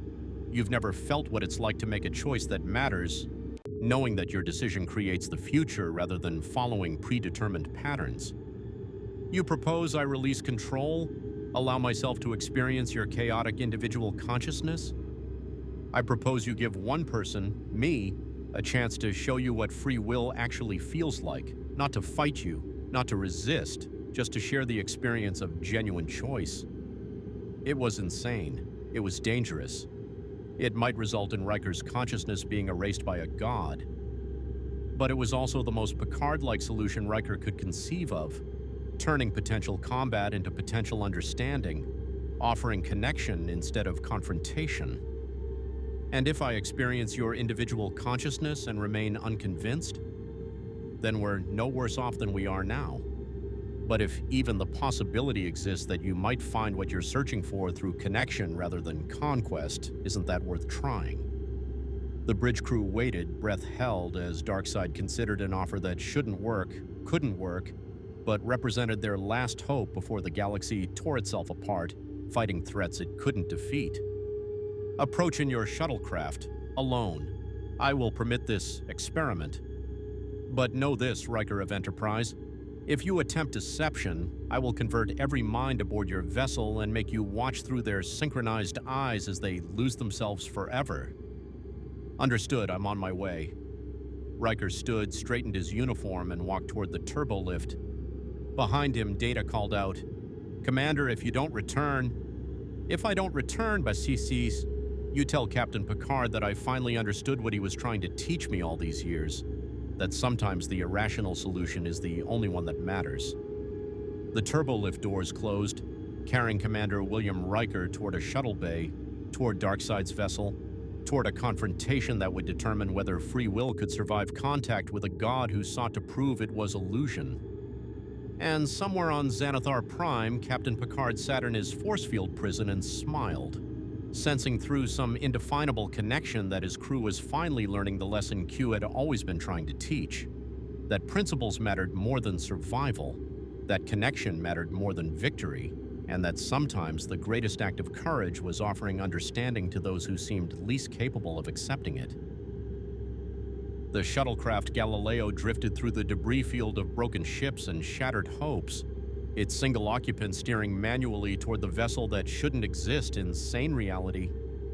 Commander William Riker's hands remained steady on the controls despite the voice in his head, his own voice actually, screaming that this was suicide dressed up as diplomacy. Darkseid's ship grew larger in the viewport, its geometric surfaces seeming to shift and reconfigure as if the vessel existed in more dimensions than 3. As the Galileo entered the docking bay, Riker felt pressure building behind his eyes, not physical pain, but the sensation of being observed on a fundamental level, consciousness itself being weighed and measured.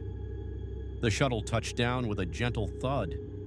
Riker took one last breath of air that was entirely his own, then opened the hatch. The interior of Darkseid's vessel was wrong in ways that defied immediate description. The walls weren't quite solid, flickering between states of matter. The air tasted of ozone and mathematics. And standing in the center of the bay, arms crossed behind his back like a philosopher contemplating eternal truths, stood Darkseid. Up close, the new god was simultaneously more and less than expected. His stone-like skin showed cracks that glowed with inner fire. His eyes, those terrible crimson eyes, held something that might have been curiosity or might have been hunger. And when he spoke, each word resonated not just in sound but in meaning, as if language was being impressed directly onto consciousness. You came, despite knowing I could erase your identity with a thought. Despite the rational choice being to remain on your ship and fire weapons from safe distance, you chose the irrational approach. Someone once told me that irrational solutions are the only ones that work against impossible problems. Riker stepped off the shuttle, refusing to show the fear that made his heart hammer. You wanted to experience individual consciousness. Here I am. What do I need to do? Submit. Lower your mental defenses. Allow me to perceive your thoughts, your choices, your individual decision-making process without interference. Darkseid moved closer, each footstep reverberating through the deck. But understand, what I am about to do has never been attempted. I have always imposed my will upon others. This would be observation without domination, partnership without control. The very concept contradicts my nature. Then maybe your nature isn't as fixed as you think it is. We shall see. Darkseid reached out with one massive hand, not touching Riker physically, but extending through dimensions the human mind wasn't equipped to perceive. And then, consciousness exploded outward. Riker found himself experiencing existence from Darkseid's perspective, and it was overwhelming. The new god perceived reality not as a linear flow of moments, but as a vast mathematical structure where every choice created branches, every decision spawned infinite alternatives. From Darkseid's view, free will appeared to be deterministic, each choice the inevitable result of prior conditions, consciousness itself just complex matter following physical laws. But then Darkseid experienced Riker's perspective and felt something he had never encountered: genuine uncertainty. The moment-to-moment experience of making choices without knowing the outcome, of creating meaning through action rather than discovering predetermined paths. Riker's consciousness was messy, contradictory, often irrational. He made decisions based on emotion as much as logic. He valued relationships that provided no tactical advantage. He believed in principles that couldn't be mathematically optimized. And most incomprehensibly, he chose to be here, knowing it might cost him everything because he believed connection mattered more than survival. This is impossible. Darkseid's voice resonated through their shared consciousness. Your mind operates without deterministic logic. You hold contradictory beliefs simultaneously, trusting Picard's judgment while questioning his orders, loving your crew while risking their safety, believing in Federation ideals while acknowledging their flaws. How do you function with such cognitive dissonance? That's what free will feels like, Riker answered. His thoughts transmitted directly. It's messy and uncomfortable and full of contradictions. But that messiness is what makes choices matter. If everything was predetermined, if every decision was just matter following physics, then nothing we do has meaning. Meaning is illusion. The anti-life equation proves this. Existence resolves to mathematical patterns regardless of subjective experience. Then why are you here? Why did you accept my offer to share consciousness? If your actions are predetermined, if your philosophy is absolute, you had no choice but to accept. But if you did have a choice, if you could have refused but decided not to, then you've just demonstrated the very free will you claim doesn't exist. The shared consciousness rippled as Darkseid processed this logical trap. For an entity that had spent eons seeking mathematical proof of determinism, the realization that his own actions might contradict his philosophy was profoundly unsettling. The anti-life equation would resolve this paradox. It must exist somewhere in this reality. What if it doesn't? What if the equation was specific to your home universe, and this galaxy operates on different principles? Would you keep destroying civilizations, searching for proof of something that isn't here? Without the equation, my purpose is undefined. I am Darkseid. I bring order through inevitable truth. If truth is not inevitable, if free will genuinely exists, then I am nothing. Just another tyrant imposing subjective will. And there was the vulnerability, the crack in divine certainty. Darkseid's entire existence was predicated on the anti-life equation's validity. Without it, he was forced to confront the possibility that his conquest wasn't revelation of cosmic truth, but simply the actions of a being who preferred control to chaos. You're not nothing, Riker offered, feeling strange sympathy for a god struggling with existential crisis. You're a consciousness capable of experiencing genuine uncertainty. That's more than nothing. That's the foundation of meaning. You can choose what you become next. Choice. You persist in believing choice matters. Very well. Let us test this hypothesis empirically. The shared consciousness shifted, and suddenly Riker felt Darkseid's control releasing across the conquered systems. Not all at once, that would be chaos, but gradually, systematically. Populations that had been synchronized for days felt individual thought returning. Neural patterns that had been locked into conformity began diverging, each mind reclaiming its unique perspective. And as those millions of consciousnesses regained individuality, Darkseid experienced something unprecedented. He felt the relief, the joy, the terror, the confusion of beings rediscovering choice, not as distant observations but as shared experience through their temporary neural connection. They do not celebrate liberation, many are frightened, some prefer the simplicity of synchronization. Your free will causes suffering as often as joy. Yes, that's the price of choice. It means we can suffer, make mistakes, hurt each other, but it also means we can love, create, grow, and become more than we were. Your control eliminated suffering by eliminating everything that makes consciousness worth having. And yet they suffered under their own governments, war, poverty, injustice. My order eliminated these inefficiencies at the cost of eliminating the ability to choose better. You can't force people to be good, Darkseid. Goodness requires choice, evil requires choice. Take away choice and you have neither, just automatons following programming. The shared consciousness held this tension, two fundamentally opposed philosophies wrestling in metaphysical space. Darkseid's millennia of certainty against Riker's improvised faith in meaning through choice.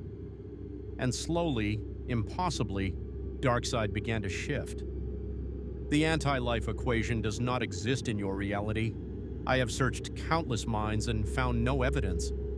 This galaxy operates on principles that permit genuine ontological freedom, consciousness creating reality through choice rather than following predetermined patterns. The admission came with something that might have been grief or might have been liberation. My purpose, as I understood it, is invalid here. I am obsolete. No, you're just at a crossroads. You can choose to keep trying to impose the equation's philosophy on a reality that rejects it, or you can choose to become something new, something that works with free will rather than against it. What would that even look like? I am Darkseid. Control is my nature. Then control yourself instead of others. Use your power to protect free will rather than eliminate it. Become the guardian of choice instead of its enemy. The suggestion hung in shared consciousness like a bridge between impossible positions. Darkseid could reject it, fall back to comfortable tyranny, continue the search for validation that would never come. Or he could embrace the terrifying possibility that in this galaxy his greatest strength was the ability to choose differently. The decision stretched across subjective eternities. Then, the shared consciousness began to separate. Riker felt Darkseid's presence withdrawing, not violently but carefully, leaving his individuality intact. When his eyes opened, when had they closed?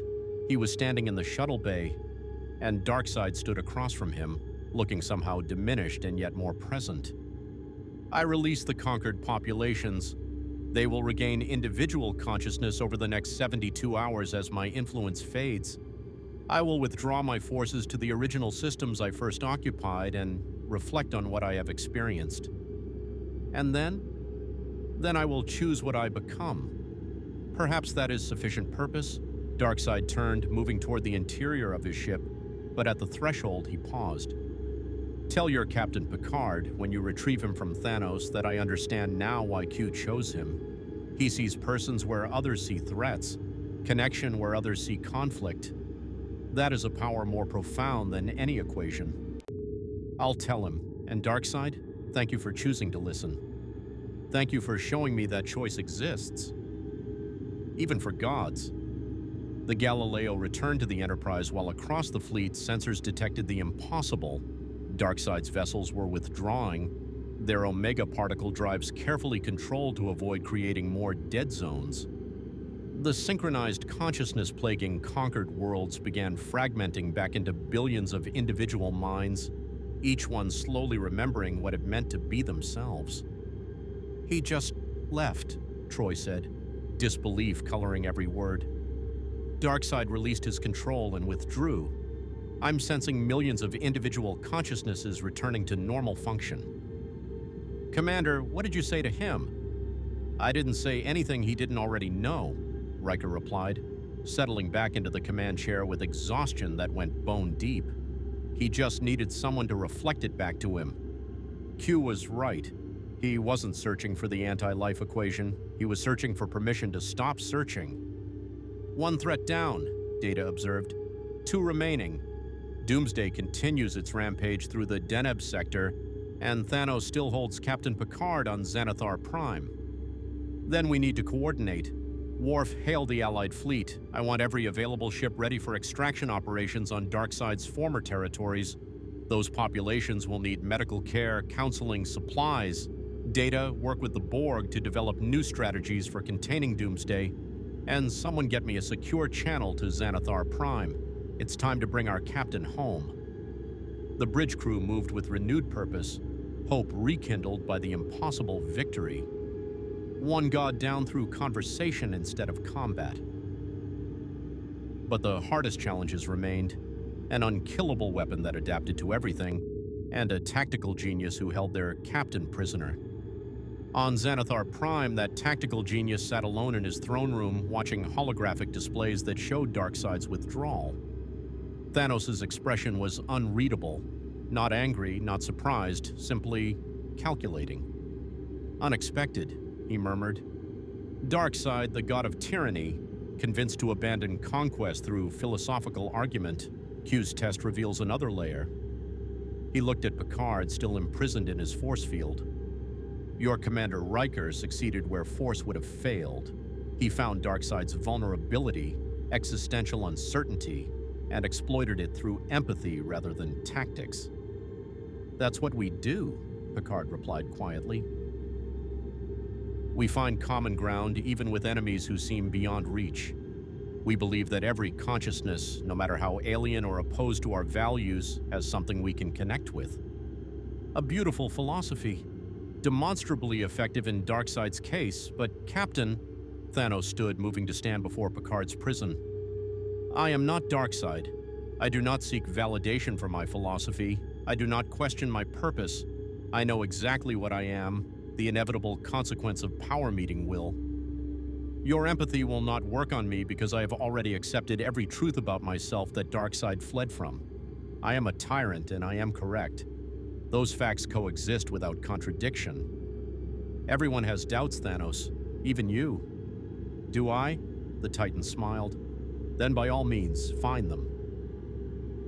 "You have," he checked a chronometer, "approximately 6 hours before I broadcast across all subspace frequencies demanding the Federation's surrender using you as leverage. If you can find the argument that breaks my certainty before then, I will release you unharmed. But fail and you become the symbol that ends resistance. Your choice, Captain." The force field flickered and suddenly Picard could move, could approach Thanos directly. The Titan was giving him one last chance, not out of mercy, but out of curiosity. He wanted to see if the legendary Picard could accomplish what Riker had done with Darkseid, find the crack in absolute certainty and widen it into doubt. Picard straightened his uniform, met Thanos' eyes, and began speaking, not with weapons, not with tactics, but with the only tool he truly trusted. Words that sought connection across impossible divides. "Let me tell you about the first time I faced the Borg." The conversation stretched across hours. Picard and Thanos engaged in philosophical combat more intense than any physical battle. Outside, fleets regrouped. Populations recovered from Darkseid's influence. And Doomsday continued its rampage, adapting to every weapon, growing stronger with each encounter. Q watched from the Continuum, observing 3 simultaneous chess games, one already resolved, one ongoing, and one approaching its crisis point. The test was entering its final phase, and even he wasn't certain how it would end. But watching Captain Picard stand before a Titan and argue for the value of principles over power, watching Commander Riker coordinate rescue operations with former enemies, watching the entire Alpha Quadrant come together in ways that should be impossible, Q found himself doing something he rarely did. He hoped they would pass. The final confrontation came not with weapons, but with realizations. Picard convinced Thanos that true power wasn't forcing submission, but earning willing cooperation, a lesson the Titan accepted by releasing his conquered territories and offering genuine partnership to rebuild what he'd destroyed. Doomsday, still unkillable, was lured into a specially constructed quantum field that suspended it between dimensions, not destroyed but contained indefinitely in a state where it couldn't adapt because it couldn't interact with matter. And when the crisis ended, Q appeared before Picard on the Enterprise bridge, wearing an expression of genuine respect. You passed, not by defeating gods, but by finding their humanity, not by becoming tyrants, but by showing tyranny its own emptiness. The Federation survives not because you were strongest, but because you were wisest. The test is over? Picard asked wearily. This one is. But Captain, existence is the test. Keep proving that principles matter, that connection transcends conflict, that free will is worth defending even at impossible cost. That's all any of us can do.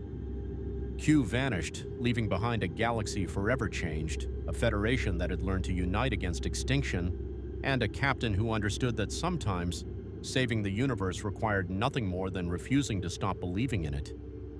May the Force be with you. More stories await.